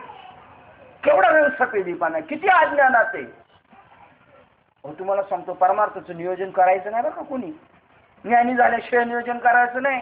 अज्ञानी झालो ना अज्ञानाला उभं केलं तर कोणी महाराज आणले होते, कोणी नियोजन केलं, आणि एवढ्या हजार लोकांचं नुकसान कोणी केलं? नाही, आम्ही नव्हती तारीख दिली, तारीख त्यांनी दिली होती. त्यांनी कोणाला तारीख दिली होती? ज्ञानी महाराजांना दिली होती का अज्ञानी महाराजांना? अज्ञानी महाराजांना दिली तर पाप कोणाला लागणार? सगळं संयोजन करणाराला. म्हणून अरुण बाबा म्हणतात मला याला पडत काय पडायचं नाही. हे सोपं नाही, तुम्हाला सांगतो. तुम्ही बघा, रेल्वे मंत्री आहेत, रेल्वे मंत्री. आता दृष्टांत तुमच्या लक्षात येईल, दृष्टांत आणि सिद्धांत. एवढे घोटाळ्याचं बघा, त्याच्यासाठी रेल्वे मंत्री आहे, आणि रेल्वेचे ऍक्सिडेंट झाले, एक झाले, दोन झाले ऍक्सिडेंट, लगेच सगळे त्याच्यात बॉम्ब करतात. काय? राजीनामा द्या, राजीनामा द्या, राजीनामा द्या. तो लगेच राजीनामा देतो. म्हणजे ऍक्सिडेंट करायला तो कारणीभूत होता? त्यांनी ऍक्सिडेंट केला, त्यांनी सिग्नल जाऊन चेक करायला पाहिजे, त्यांनी डब्यांची सगळं इंधनाची चेकिंग केली पाहिजे. अरे पण तुला त्याच्यावर लक्ष ठेवायला त्याच्यासाठी ठेवले ना तुला, तू त्याचा प्रमुख आहे, आणि तुझ्या अध्यक्षतेखाली सगळ्या घोटाळा झाला ना, म्हणून जबाबदार कोण? बापरे, मग ते वानगडीत पडाय नको. तुम्ही बघा, लई ज्ञानी माणसं असतात ना, खूप मोठे महाराज आहेत, पण ते गावच्या नियोजनामध्ये दखल नाही करते. चालत्या तुम्ही, चालत्या ते दखलच नाही करणार. ते गाव दुसऱ्या गावच्या एखाद्या लोकांना सांगतील, पण त्यांना सांगणार नाही. कारण उगाच आपल्या अंगावर ते ओढून नाही यायचं, एवढं शांतपणा लक्ष ठेवायचं. पण येडपटच नको. उलट नियोजन करणाऱ्या जास्त महाराजांचे डायरी आहेत, त्याच्या डायरीत सगळं महाराजांचेच नंबर. सांगा किती अज्ञानात समाज आहे, किती काय. सहज विचार करून पाहिले तर ज्या ठिकाणी शब्द मावळतो म्हणून न बोलण्याने त्याची स्थिती होणे, स्तुती होते. जर स्तुतीच करायची असेल परमात्म्याची, गप्प मौन धरलं, म्हणून मंदिरात जाऊन आपण गप्प बसतो ना, तसं बाबांकडे जाऊन आपण गप्प बसलं पाहिजे.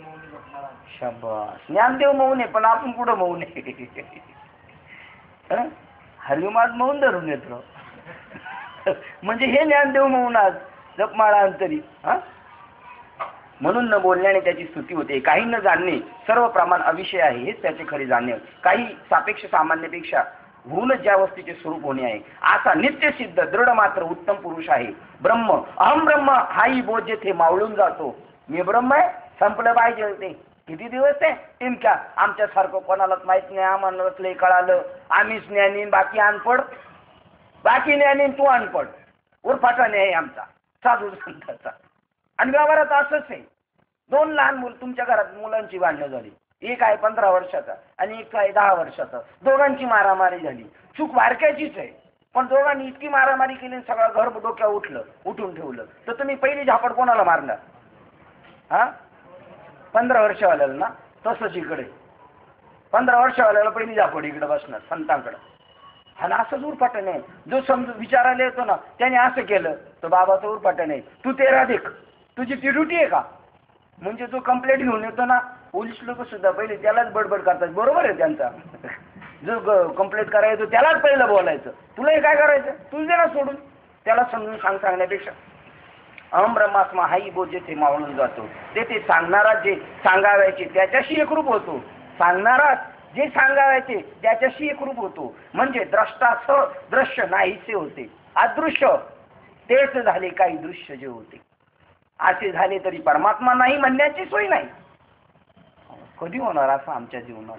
कधी तो दिन सोन्याचा उगवणार आमचा अजून उगवला नाही. आणि आमचं म्हणणं आहे आजी आजी म्हणे सोनियाचा दिनू वरसे अमृताचा घनू. आजी सोनियाचा दिनू. पाहिला नाही देव, काय नाही, बोलण्याची नुसतं चाललंय. यार नुकसान नुकसान, सगळ्या समाजाचं नुकसान, स्वतःचं नुकसान. कुत्रा मांजर गाढव डुक्कर झाल्याशिवाय पर्यायच नाही तुला. आणि मग तिथे गेल्यावर तू म्हणायचं आजी सोनियाचा दिनू. आता बिंब व त्याची पाण्यात पडलेली प्रतिबिंब यांच्या दरम्यानमध्ये असणारी ही सामान्य प्रभा, ती जरी आपल्यास कोणत्याही उपायाने दिसली नाही तरी त्यांच्यामध्ये ती प्रभा नाही अशी म्हणता येत नाही. किंवा नाक आणि फुल या दोन्हीमध्ये जे अंतर असते त्यात फुलाचा सुगंध असतोच. तोच जरी आपल्या डोळ्यांनी दिसला नाही तरी तो नाही असे म्हणता येत नाही. असं ऐके त्यांचं. तुम्हाला दिसलं नाही तरी त्यांचं ऐके. त्याप्रमाणे द्रष्टा दृश्य हा भाव नष्ट झाल्यावर अमुक वस्तू आहे असे शब्दाने कोण म्हणेल? पण हेच अनुभवाने एकमेव दृढ मात्र चैतन्य आहेच असा निश्चय करणे, तेच त्या उत्तम पुरुषाचे रूप आहे. आपण असेच वळण लावायचं आपल्याला. जाऊ दे, काही झालं ना, भांडणं मारामारी हो काय हो, हे चैतन्याचे, हे परमात्माचे, परमात्माचे, परमात्माचे. सांगा बरं, तुम्ही असं म्हणायला लागले कोणी शेजाऱ्याने त्रास दिला, जमीन जुमल्याने त्रास दिला, शेजाऱ्याचं खोड करत राहिलं तरी तुम्ही म्हणले जाऊ दे चैतन्याचे. घरचे तुम्हाला शहाणे म्हणतील का येडे म्हणतील? तुकाराम महाराज झालाय. एवढ्याने जर तुकाराम महाराज होत असत तर सगळं सोडून देऊ आम्ही. एकदा त्या स्टोवाल्या बाबांनी विचारलं कुठे गेले महाराज? महाराज गेले भाषणाला. महाराज कुठे गेले? कीर्तनाला गेले. पाहुणे म्हणतात कधी कधी आलो तर हा घरी नसतो, हा का तुकाराम महाराज झाला? एवढा स्वस्त व्यवहार आहे का तुकाराम महाराज होऊन? नुसता भाषणाला गेला, प्रवचनाला गेला तुकाराम महाराज. अरे जाळून संसार बैसलो, अंतकरणातून संसार संपला पाहिजे तरच बरं. हे बाहेरून मी टाकून उपयोगाचं नाही, आतून संपलं पाहिजे ना आपल्या सगळं. आतून संपलं का विजयी झालो आपण. आणि आत सगळं गाबाळ्यांवर तो उपर की तो खूप बनी. जे जो प्रकाशित निश्चय करण्याचे, जो प्रकाशित होणाऱ्या प्रकाश वस्तूशिवाय प्रकाश रूप आहे, प्रकाशित करणाऱ्या प्रकाशक वस्तूशिवाय तो प्रकाशक आहे, व जो नियम्य पदार्थाशिवाय नियमक आहे, आणि जो सर्वत्र ओतप्रोत भरून स्वमहिमेतच आपल्या स्वरूपात आपण असतो, जो नाद ब्रह्माला ऐकण्याची शक्ती प्रदान करणारा नाद आहे. कोणाला? नाद ब्रह्माला. तुम्ही असं अनुभवून बघा.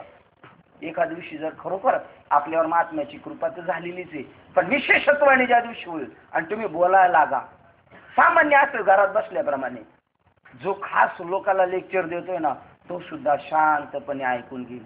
आज काहीतरी ऐकायला भेटलं म्हणून. मी रोजच सांगतोय म्हणतो, पण तो आज काहीतरी ऐकायला भेटलं. नाद ब्रह्माला सुद्धा वाटलं आज काहीतरी ऐकावं. त्याला सुद्धा नादा वेगळा जाईल. जो नाद ब्रह्माला ऐकण्याची शक्ती प्रदान करणारा नाद, स्वादाला स्वादाची शक्ती देणारा मूळ स्वाद, व जो आनंद आनंदाने भोगावा म्हणजे आनंद रूप व्हावी. आनंदाला उपभोगायचे आनंदानेच, म्हणजे आपण कोण व्हायला पाहिजे? आनंद व्हावे. जो पूर्णतया शेवट आहे, व जो सर्व पुरुषामध्ये श्रेष्ठ पुरुष आहे, व जो विश्रांतीच्या विसाव्याचे स्थान आहे. कोणाची विश्रांती? विश्रांतीचे विसाव्याचे स्थान आहे. जे सुखास प्राप्त झालेले सुख आहे, जे तेजास प्राप्त झालेले तेज आहे, आकाशाधिक शून्य अधिक ज्या महाशून्यात अत्यंत निर्विशेष ब्रह्मस्वरूपात लय पावते, जो जगाचा उदय व असीम विस्तार झाल्यावरही त्यास व्यापून उर्वरित राहत असतो. ग्रासालाही ग्रासून लयातीत असून परिपूर्ण असतो. फार काय सांगावे, वस्तुता सर्वाहून फार दूर असंग व्यापक आहे. एवढा मोठा आहे आणि सगळ्यांमध्ये असून सुद्धा कसं आहे? असंग आहे, कोणालाच धरून नाही. साहेबांनी मला मगाशी सांगितलं आल्याला, कोणाला धरून नाही राहायचं. मी म्हणलं कोणालाच धरून नाही राहणार आता कोणालाच धरून राहायचं नाही. आकाशी झेप घेवे पाखर, तोडी सोन्याचा पिंजरा. कशात गुंतून राहायचं? भजन कीर्तन सगळं स्टॉप करून टाकायचं. आता हुशार झाले सगळ्यांनी, ज्यांनी त्यांनी करायचं आपल्या आपल्या मनाने मस्तपैकी. हे प्रपंच बी करत नाही राहायचे. ज्याला पुढं उद्या काय करायचं त्यांनी करायचं, तर आपलं आपलं घरी आणून सामान करायचं. लय गाव गोंधळ घालीत बसायचं नाही, कारण अनेक मताचे, अनेक बुद्धीचे, अनेक तरंग क्षणोक्षणा पालटती रंग, आणि त्या कदड्यांचा धरू जाता संग. पुढं काय? तव होतो तो बाधक. कोणाचा संग नाही करायचा. बस आता आपल्याला भजनाची टॅक्स कळली ना, कारण एकटा निसंग तुम्हा एकटे बाबर असंच करायचं. परमार्थ दोघं नको आणि तिघं नको, बस एकटा जीव सदाशिव. हे शंकर येडा आहे तिकडे जाऊन बसलाय. आपण जरी त्याला येडा म्हणलो, बाबा तू शहाणा आहे, तू आम्हाला तसं कर, कारण तिथून हातभरच राहिले फक्त. आता ब्रह्म तिला घेऊन जाऊ नंदीवर बसून. मग तिची तयारी. पार्वती म्हणजे सामान्य नाही बरं. तिने लहानपणापासून ठरवलं होतं मला शंकर भगवान नवरा करायचा आहे. मग काय करू? तर तिला सांगितलं मन ओम. ओम म्हणत म्हणत शंकराची बायको झाली. आणि ते वराड घेऊन आलं. आबांनी वर्णन करायला पाहिजे.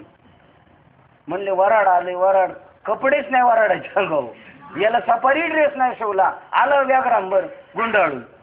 आणि भूते व्याताळ नाचती. म्हणले जबरदस्त वराड. आणि तेच आता भूते व्याताळच नाचतात वराडात.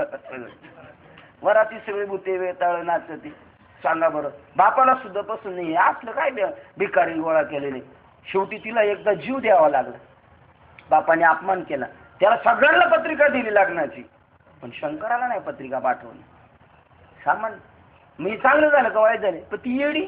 नाही नाही, मी माझ्या बापाला विचारायला जाते, येडी जाऊ नको मरशील. नाही नाही, कशी मला कशी मारतील, मी मेली ती. मग त्याला राग आला, सगळं नाश करून टाकलं. सामान्य नाही, ती एक वृत्ती आहे, एकदम जवळची वृत्ती. पार्वती सुद्धा तिला सांगत नव्हता, पण नंतर सांगितलं ना, सगळं क्लिअर करून टाकलं ना. आज सगळ्यांना सांगितलं, पार्वतीला नाही सांगणार का?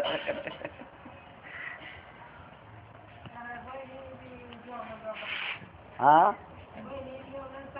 जोगडं म्हणायला लागले ना ते, म्हणजे याचे त्याचे साले साले साल्या. हा, त्याला जोगडं म्हणायला लागले भगवान शंकराला.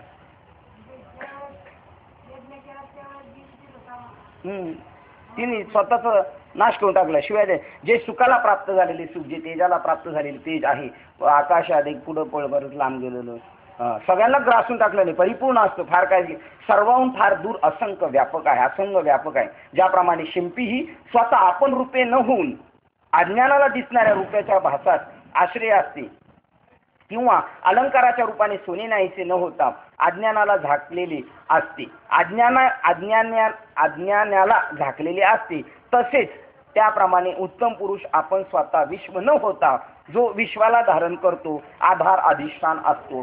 हे असो, पाणी व लाटा यात काही वेगळेपणा आहे का?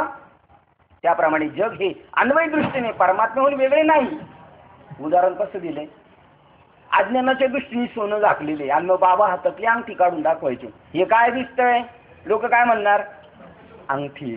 आणि अज्ञानाला काय दिसलं नाही, अज्ञानाच्या दृष्टीने जग आहे, अज्ञानाच्या दृष्टीने परमात्मा आहे.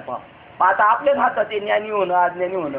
आता कुठून आणायचं, नाही दिसलं तरी आपण म्हणायचं ब्रह्म आहे, ब्रह्म आहे. म्हणजे आपण कोण ठरू?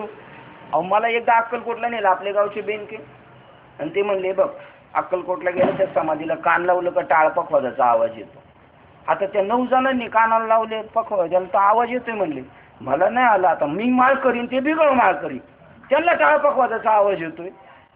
हे दुसऱ्यांदा ते म्हणले पुण्यवान माणसालाच येतो आवाज. मग मी कान लावलं, म्हणलं थांब एकदा बघतोच. हं म्हणलं, लय दान दान दान दान चालू आहे.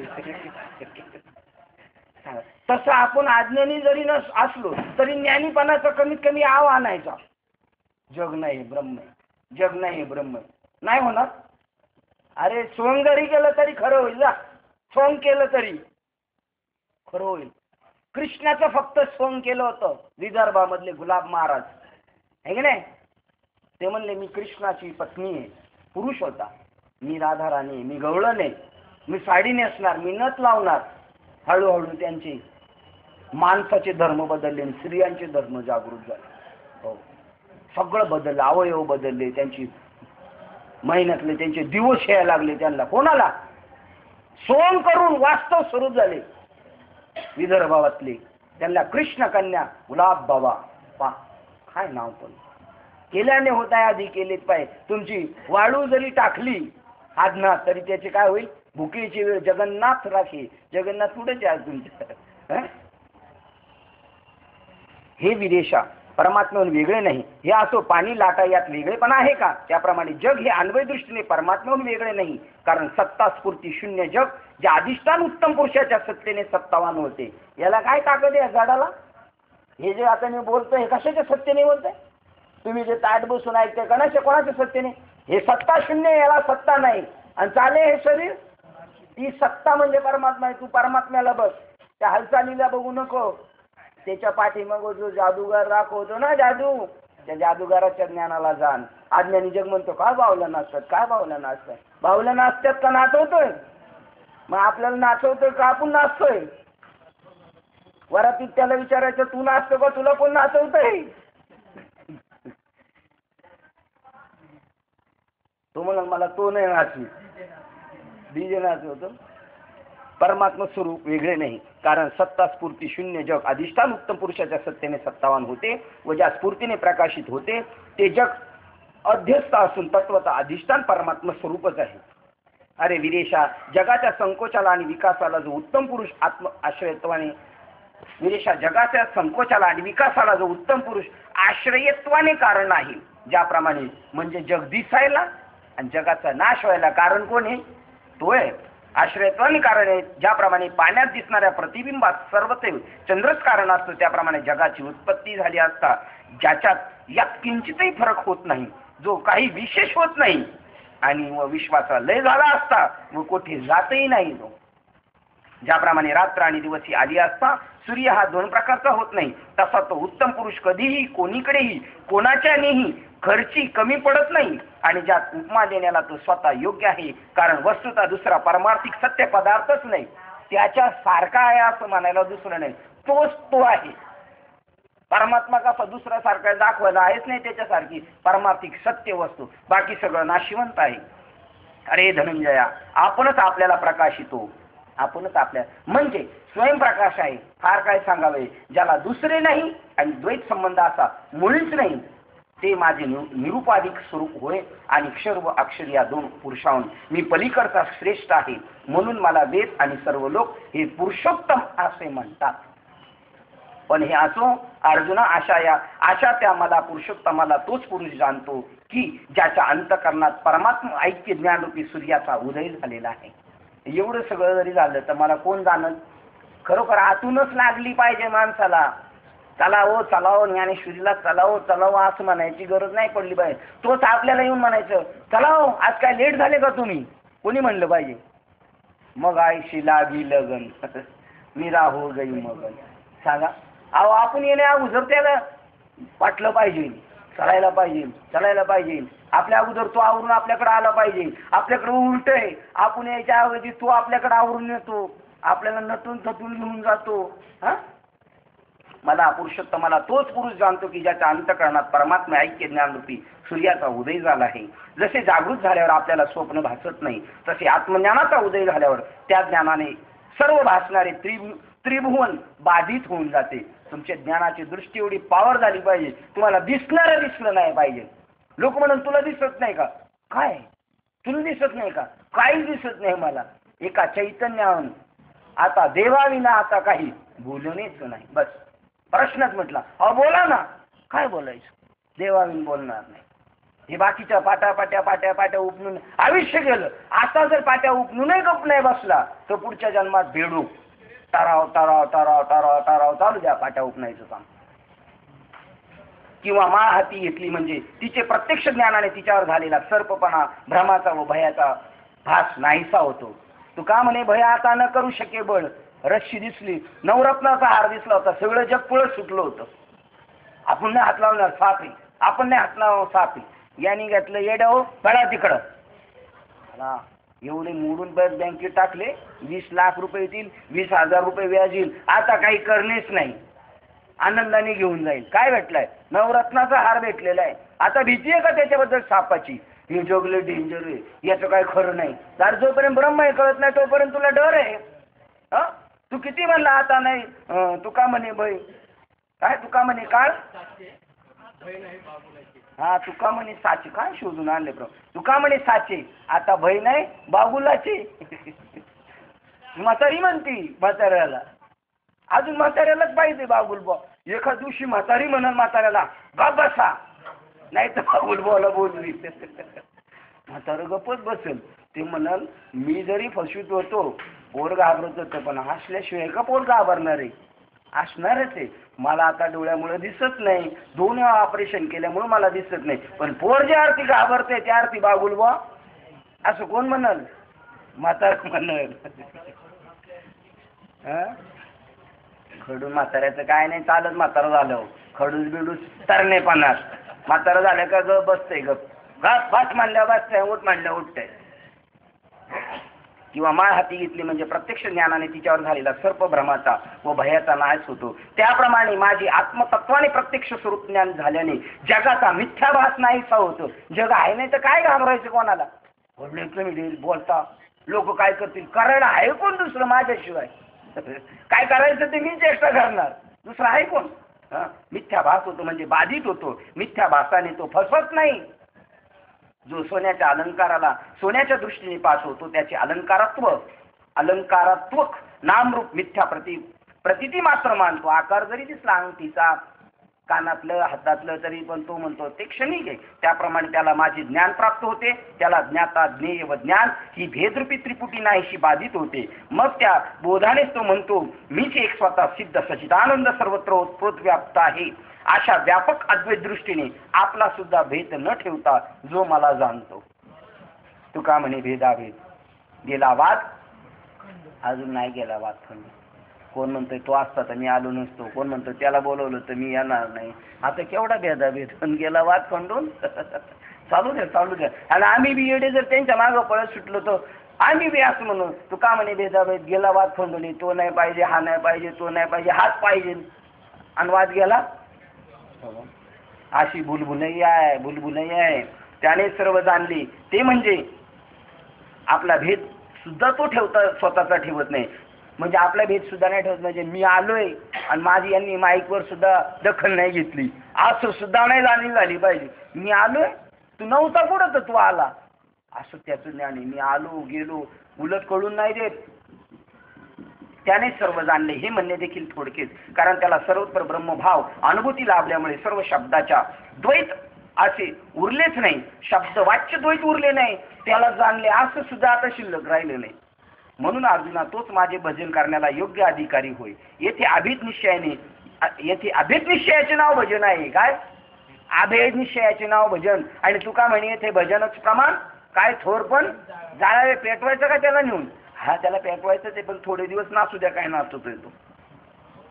ज्याप्रमाणे आकाशात आलिंगन देण्यास आकाशच योग्य आहे, क्षीरसागराला ज्याप्रमाणे क्षीरसागरपणानेच मेजवानी करणे योग्य आहे, अथवा ज्याप्रमाणे अमृतरूप होऊनच अमृतात मिळावे लागते, उत्तम शुद्ध सोन्यात पूर्णतया मिसळण्याकरता उत्तम सोनेच पाहिजे, म्हणजे त्याच्याशी किंमत व वर्ण एकच असतो. त्याप्रमाणे मद्रूप झाल्यावर माझी भक्ती संभवते. देव झाल्याशिवाय भक्ती होतच नाही. आणि अजून आम्हालाच नाही म्हणे देव भेटला, मग तू भक्ती नाही करत. काय नु काय करतोय तू, काय प्रमाणे जाणीव शहाणीव ज्याचे पण सांडून जातीचा अभिमान होय मध अनन्य शरण तो जाणवा. तुम्ही असं बोलले तर मला वाटलं बाबा महाराजच बोलतायत ते. काय नाही माझं ह्या ज्ञाना वाचून जर त्याला ते काय नु त्यांनी काय केलं म्हणे, काय माहिती काय केलं. 9व्या अध्यायातली 9व्या अध्यायातली ओळ आहे की ह्या ज्ञानाशिवाय नाही. तसंच प्रमाणे नाही तशीच नाही. पहा तरच भक्ती संभवते, कारण तोच पुरुष योग्य आहे मला. नाही तसंच आहे दुसरं. आता तसं दुसरं तर तसं आहे, दुसरं काय. आणि याच्यासाठी आहे ना येत असतं सगळ्यांना, येत असतं सगळ्यांनाच पाठ असतं, पण त्या स्पॉटला लगेच घुसत नाही ते. याप्रमाणे मद्रूप झाल्या भक्ती संभवते, कारण तोच पुरुष योग्य होय. असे पहा की समुद्राहून गंगा जर निराळी असती तर ती समुद्राशी तद्रुपतेने कशी मिळाली असती. म्हणून मद्रूप झाल्याशिवाय माझी भक्ती करणे शक्य आहे का, प्रश्नचिन्ह. देव झाल्याशिवाय भक्ती होत नाही. म्हणून मद्रूप झाल्याशिवाय माझी भक्ती करणे शक्य आहे काय, नाही. ज्याप्रमाणे समुद्रातील लाटा जशा सर्वोत्तपरी समुद्राशी अभिन्न आहेत, त्याप्रमाणे उपयुक्त रीतीने जो माझे भजन करतो वरील न्यायाप्रमाणे लाट जशी समुद्राला शेवटपर्यंत कशी अभिन्न आहे, भिन्न नाही, वेगळी जरी दिसली तरी अभिन्न आहे, त्याप्रमाणे उपयुक्त रीती जो माझे भजन करतो त्याच्यात व माझ्यात द्वैत नसते. सूर्य आणि प्रभा यांच्यात जसे ऐक्य आहे त्याच मनाने माझे भजन करणे, त्याच मानाचे माझे भजन करणे म्हणजे माझ्यात व भक्तात मुळीच अंतर नाही, अशी स्थिती प्राप्त होणे होय. यालाच म्हणतात खरं भजन आणि भक्ती. याप्रमाणे 15व्या अध्यायाचा आरंभ संपत आला केल्यापासून, याप्रमाणे 15व्या अध्यायाचा सांगण्यास आरंभ केल्यापासून येथपर्यंत हा केवळ सर्व शास्त्राच्या अभ्यासाने प्राप्त होणारा म्हणजे कळणारा असा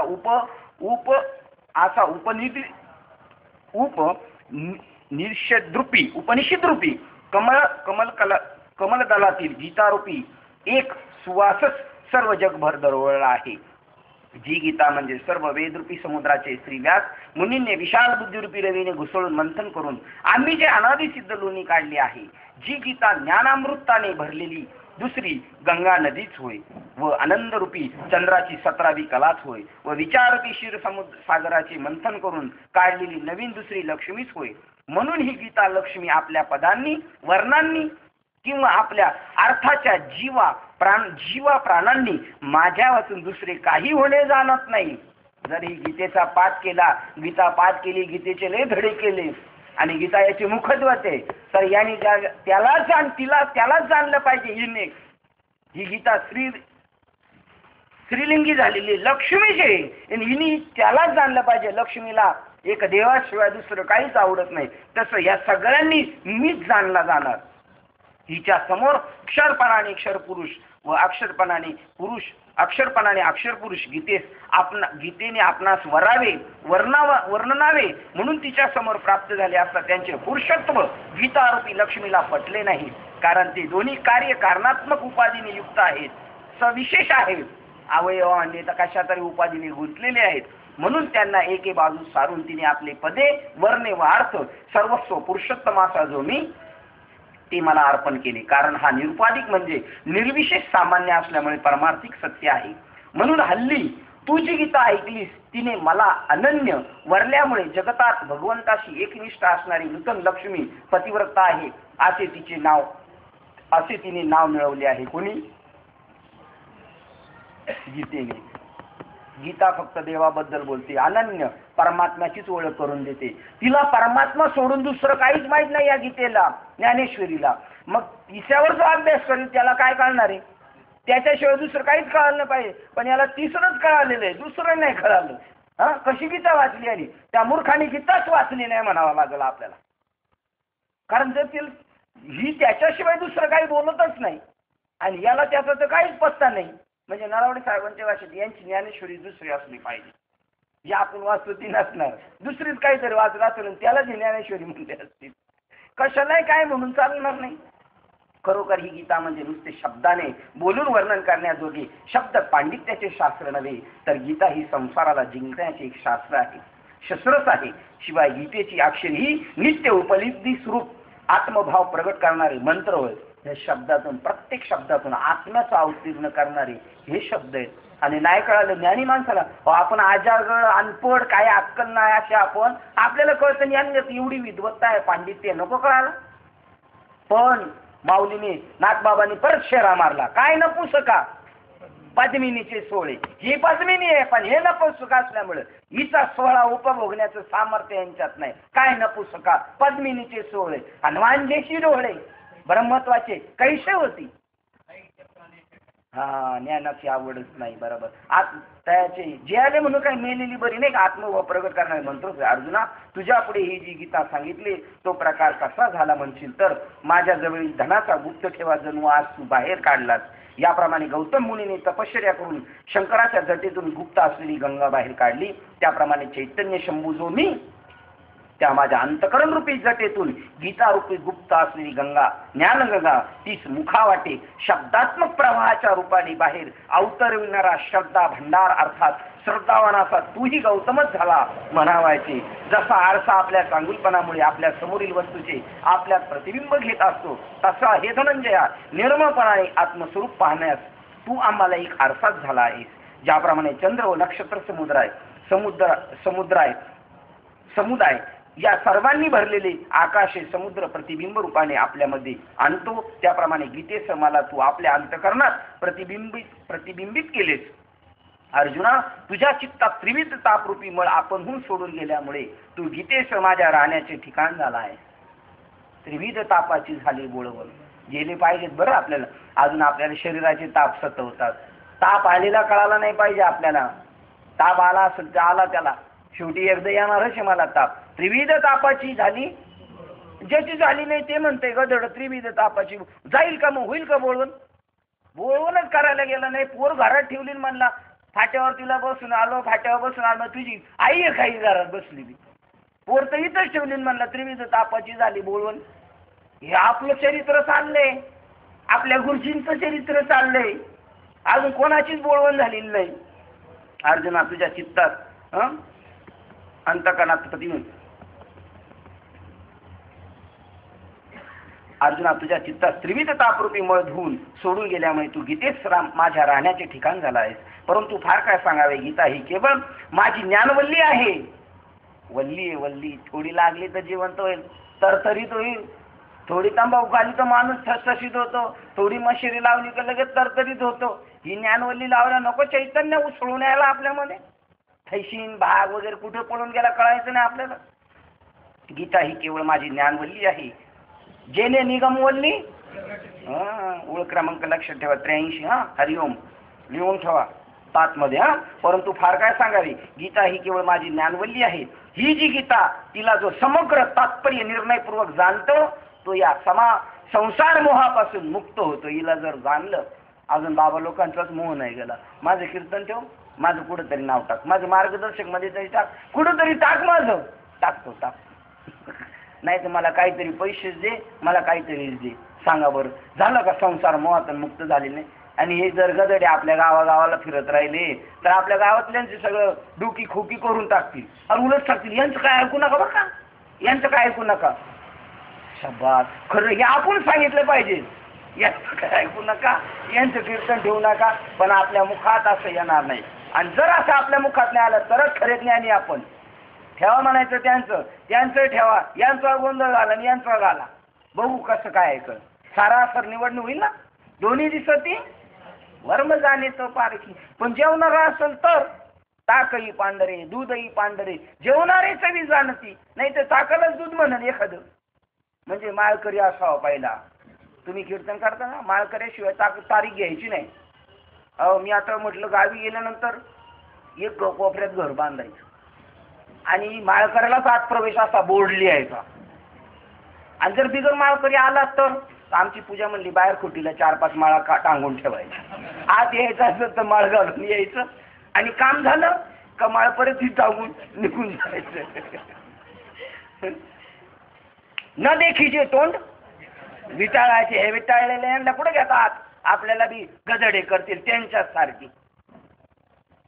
हे पंडुसुता याप्रमाणे अमृतरूपी नदीचे पाणी प्याल्यावर ती रोग नाहीसा करून योग्य अशा अमरपणास देऊन टाकते. त्याप्रमाणे गीता पूर्णपणे जाणली असता मोहाचा नाश होतो. यात आश्चर्य ते काय, परंतु या गीतेमुळे आत्मज्ञानाच्या प्राप्तीने आत्मस्वरूपाशी ऐक्य रूपाने मिळता येते. अमृत पेलं, कॅन्सर झालं, एकाला रोग कॅन्सर एड्स झाले आणि त्याला अमृत पाजलं तर रोग जाईल का त्याचा?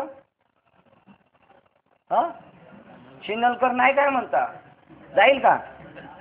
नक्की काय? हा नाही काय जाणार, रोग जाणार. नुसता रोग जाणार का तो अमर होणार? अशी गीता आहे. मरण माझे मरून गेले, मज केले अमर. कारण ठाव पुसला गुढ पुसला वसवसला देह भाव. देहाबद्दल काही नाही, निंदा अथवा वंदा काय घेणे आम्हाला. हे नालायकच याचे काही माझं पळत बसायचं. तू म्हणतो तेच बरोबर आहे. जर एखादा म्हणला तू नालायक आहे, पक्क तू ओळखलं. अजून मला कोणीच ओळखलं नव्हतं. अरुण बाबा तू काय झालं का, तुम्ही मला अजून ओळखलं नाही, तुम्ही मला अजून. मी म्हणलं आयुष्य जाईल माझं पण मी तुम्हाला ओळखणार नाही. कारण ते शामिलीन सरडा आहे ना, शामिलीन सरडा. तर जसं वातावरण असतं तसा कलर बदलतो. हिरवा असलं का हिरवा, लाल असलं का लाल, पिवळा असलं का पिवळं वातावरण असतं. आता कोणाचं मायचं बाप त्याला ओळखू शकत? म्हणलं आयुष्यभर तुम्हाला तसं नाही. ते अरुण बाबा आहे बाबा. आत्मज्ञान प्राप्त झाले असता आजवरच्या त्याप्रमाणे आत्मज्ञान प्राप्तीने आत्मस्वरूपाशी ऐक्य रूपाने मिळता येतं असं गीतेमुळे. जे आत्मज्ञान प्राप्त झाले असता आजवरच्या प्रयत्नाने सार्थक झाले, म्हणून ते कर्म आपोआपच निष्कर्म होते. आता आपल्या जीवनाचं सार्थक संपलं. आता आपण म्हणायला पाहिजे, काळ आल्यानंतर म्हणलं ना, कोण येत आहे पहिलं? फुकट गाडी निघाली. आपण जसं म्हणतो ना मी मी मी तसं काळ आलं म्हणायचं महाराज आपला नंबर पाहिला. काय या गदड्यांमध्ये राहतात, संपलं आता हे. का कोळशाच्या खाणीत राहून काय मजा येणार आहे? चला तुमच्या बरोबर येतो आम्ही, बस झाला आता यांचा. आत्मज्ञान प्राप्त झाले असता आजवरच्या प्रयत्नाने सार्थक झाले, म्हणून ते कर्म आपोआप निष्कर्म होते. अर्थात ते कर्म आपल्याला ज्ञानाची प्राप्ती करून देऊन उतराई होऊन लय पावते. हे शरीर आहे ना, खरोखर उपकार आहे शरीराचा आपला. काय सेवा प्राप्त करून दिला. आता याचं सुद्धा सोनं झालं पाहिजे. हे वीरविलासा अर्जुना, ज्याप्रमाणे हरवलेला जिन्नस दाखवून दिल्यानंतर मग त्या जिन्नसेचा माग नाहीसा होतो, त्याप्रमाणे कर्मरूपी देवळाचा ज्ञानरूपी कळस हा शेवट म्हणून चढतो. आपल्याला ज्ञान मिळालं ना, आपल्या जीवनाचा कळस झाला, मंदिराचं काम पूर्ण झालं. आता कुठपर्यंत थांबायचं? गौंड्याला ठेवून घ्यायचं का आता काम झाल्यावर? गौंड्याला जाऊन द्यायचं आता. उलट त्याला चांगला पोशाख दिशा करून. आणि हीच युक्ती आहे. पहिलेने कळसा आले स्थिरावले. आता याच्या जीवनाचा कळस झाला. याला आता आंघोळ घातल्यावर नवीन कपडे आणा, 5 मीटर चांगली नवीन कपडे आणा, शिवून आणा, घाला त्याला कपडे. पण अशी भिंडूक माणसं कपडे आणायला जातो ना, तो बी त्याच्यात पैसे चार्ज मारतो, घोटाळा करतो. त्याच्यात ते परत खाऊन येतो. त्याच्या मैत्याच्या टाळीवरची लोणी खातील असली गदडी. आणि मग तो म्हणतो मीच काय खातो म्हणून तुला दिसतो. पोलीसवाले आहेत ना ते आमचे जोडीदार, ते म्हणतात तुम्हाला पोलीसवाले दिसतात, हे नगरसेवक आमदार नाही दिसत. तसं त्याला म्हणलं तू मैत्याच्या पैशावरचे पैसे खातो, तुला सामान आणायला लावलं. म्हणलं मीच एकटा. त्याला त्या चौकात बसवलंय चौरंगावर वरती माईक देऊन, पुढं ज्ञानेश्वरी ठेवून. तो नाही का खाताना तुम्हाला दिसत? कोण? महाराज. जसे पोलीसवाले म्हणतात तुम्हाला आमदार खासदार नाही दिसत का, आम्ही दिसतो का? तसं हे म्हणतात. तर सगळा फुलला भक्तीचा हिरवा मळा आणि तो झाला सोहळा चोरांचा. म्हणून ज्ञान प्राप्त झालेल्या पुरुषास अज्ञान व तत्कार्य कर्तव्य बुद्धी नसल्यामुळे कोणतेही कर्तव्य राहत नाही. कर्तव्य करणे संपलं पाहिजे. आता उद्या ज्ञान नाही ते नाही, उद्या झालं ते झालं, सगळे ज्ञानीचे कोण करायचं ज्ञान? कर्तव्य संपते. याप्रमाणे अनाथाचा सखा जो श्रीकृष्ण भगवान तो बोलला, असे जे श्रीकृष्ण वदनातील उपदेशरूपी अमृत पार्थाने मनात धरून ठसून वर सांडत होते, ते श्री व्यासांच्या कृपेने संजयास प्राप्त झाले. ते बोधरूपी अमृत धृतराष्ट्र राजास पिण्याकरता संजय देत असता त्याच्या योग्यतेचे महत्व आहे असे त्याला वाटले नाही. कोण? ते धृतराष्ट्राला वाटले नाही काय आपल्याला मिळाले. पण त्या धृतराष्ट्रास जीविताचा अंत समय अवघड झाला नाही. म्हणजे त्याला मोक्ष मिळाला धृतराष्ट्राला. त्याला नाही घेताना अनुग्रह घेताना गजाड्याला नाही कळालं. पण तरी सुद्धा तसे आपण आणायचे. बळ जाधव साहेब म्हणतात आणायचे आणि बाटून परत सोडायचे त्यांच्यात. परत जाऊ द्या, जा तिकडे भजनाला जा, अनुग्रह इकडे घेऊन भजनाला तिकडे जा. तरी सुद्धा त्याचा आपलं काम झालं बाबा. आता याचा शेवट गोड होणार, आपल्याला तेवढंच करायचं होतं. धृतराष्ट्रास जीविताचा अंत समय अवघड झाला नाही. सहज विचार करून पाहिले तर गीता ग्रंथ श्रवण करते वेळी तो धृतराष्ट्र आत्मज्ञान श्रवणात अनधिकारी आहे असे वाटायला लावणारा होता. पण खरे तरी पण शेवटी देहांत समयी तोच पूर्वी श्रवण केलेला बोध उपदेशाचा प्रकाश त्याला चांगला उपयोगात आला. हे मोठमोठ्या कीर्तनकार बाबाला कळलं पाहिजे. यांचा अधिकार नाही म्हणतात ते नाम सांगायचं. गजाड्या तुझाच अधिकार नाही. ज्यांचा अधिकार आहे त्यांना नाही म्हणतो तुझाच अधिकार नाही. सत्श्रवण याच्या धृतराष्ट्र एवढे आहेत का डेंजर? बाबा म्हणायचे वाल्यकोळ्या एवढे डेंजर आहेत आपण. त्याचा जर उदार होतं तर आपला नाही होणार. सत्सवन ही वाया जात नाही असे या प्रसंगी सूचित करतात. द्राक्षाच्या वेलास पाण्याच्या ऐवजी पोषक म्हणून दूध घातले त्यावेळी ते अमृता ते ज्याप्रमाणे व्यर्थ गेलेसे वाटते, परंतु तेच परिपाक होऊन त्या वेलास फळभार आल्यावर द्राक्षाचे घोस आले म्हणजे पूर्वी वाया गेल्यासारखे वाटलेले दूध दुप्पट फायद्याचे झाले तसेच अनुभवास येते. त्याप्रमाणे संजय आणि श्रीहरीच्या मुखातील अक्षरे अति आदराने धृतराष्ट्रास सांगितली. त्या अक्षराच्या श्रवणामुळे काही कालाने मरणसमयी तो आंधळा सुखी झाला. तीच अक्षरे मी ओबडधोबड मराठी भाषेतील रचनेने व माझ्या ज्ञान सामर्थ्याप्रमाणे मला समजले न समजले त्याप्रमाणे सांगितली. सुगंधी शेवटी व काटे शेवंती यांचे अंग बाह्य झाडे पाहिली असता त्यात काही विशेष फरक असता असा दिसत नाही, परंतु त्या फुलातील सुगंध सेवनाचे अधिकारी जे भ्रमर त्यातील मकरंद पराग नेतात तेच त्या उभय झाडातील विशेष सूक्ष्म फरक व पराग सागर जाणतात. त्याप्रमाणे आपण जे धड मूळ गीता ग्रंथातील मुख्य सिद्धांताशी अविरुद्ध प्रकरणानुसारी शास्त्र संवादी प्रमेय असतील त्याचा स्वीकार करावा व त्यातील जी उणीव दिसून येईल ती माझे पदरात टाकावी. जसं कीर्तनकार बाबा म्हणतात ना, योग्य असेल ते ज्ञान बाकीचं टाकून द्या. काय माऊलीची शैली! माऊलीच्या मुखातून येईल गदडपणा, पण नाही तरी पण म्हणतात चांगलं असेल ते घ्या. कारण लहान बालकाला काही नसं म्हणे हेच त्याचे स्वरूप आहे. कोण म्हणतात? माऊली म्हणतात. मला काय कळतं. परंतु बाळ जरी नेमते आजान असते तरी पण आई व बाप यांनी त्या मुलास पाहिले असता त्यांना अतिशय हर्ष होतो व त्याचे कौतुक करतात. त्याप्रमाणे तुम्ही संत माझे मायबाप आहात.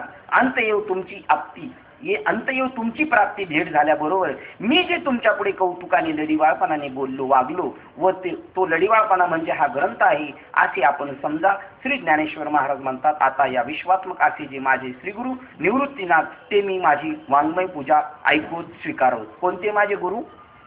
आपल्या डोक्यात असलं पाहिजे. आणि आपल्या डोक्यात भरवणाऱ्यांच्या डोक्यात आपण घुसवायचं नसेल तर. आता ज्ञानेश्वर महाराज म्हणतात, आता माझे विश्वात्मक जे माझे गुरु एकटे नाही एवढे आकाराचे, फोटो लावून त्यांच्या घरात पूजा करून अगरबत्ती ओवाळणे एवढे. आता माझे जे गुरु निवृत्तीनाथ ते विश्वात्मक माझे जे गुरु आहेत तेही माझी वाङ्मयी पूजा ऐकोच स्वीकारोत. इथे 599 क्रमांक 15वा अध्याय समाप्त झाला. तुमची 7-8 मिनिटं जास्त घेतल्याबद्दल मला माफ करा. झालेली सेवा गुरुदेव सद्गुरू सच्चिदानंद श्रीपाद बाबा रामदास बाबा अधिष्ठान परमात्मा श्री गणरायाच्या चरणावर तुम्हा सर्वज्ञांच्या चरणावर सेवा समर्पित करून सेवेला आपण इथे पूर्ण विराम देऊया. पुंडलिक वरदेव हरी विठ्ठल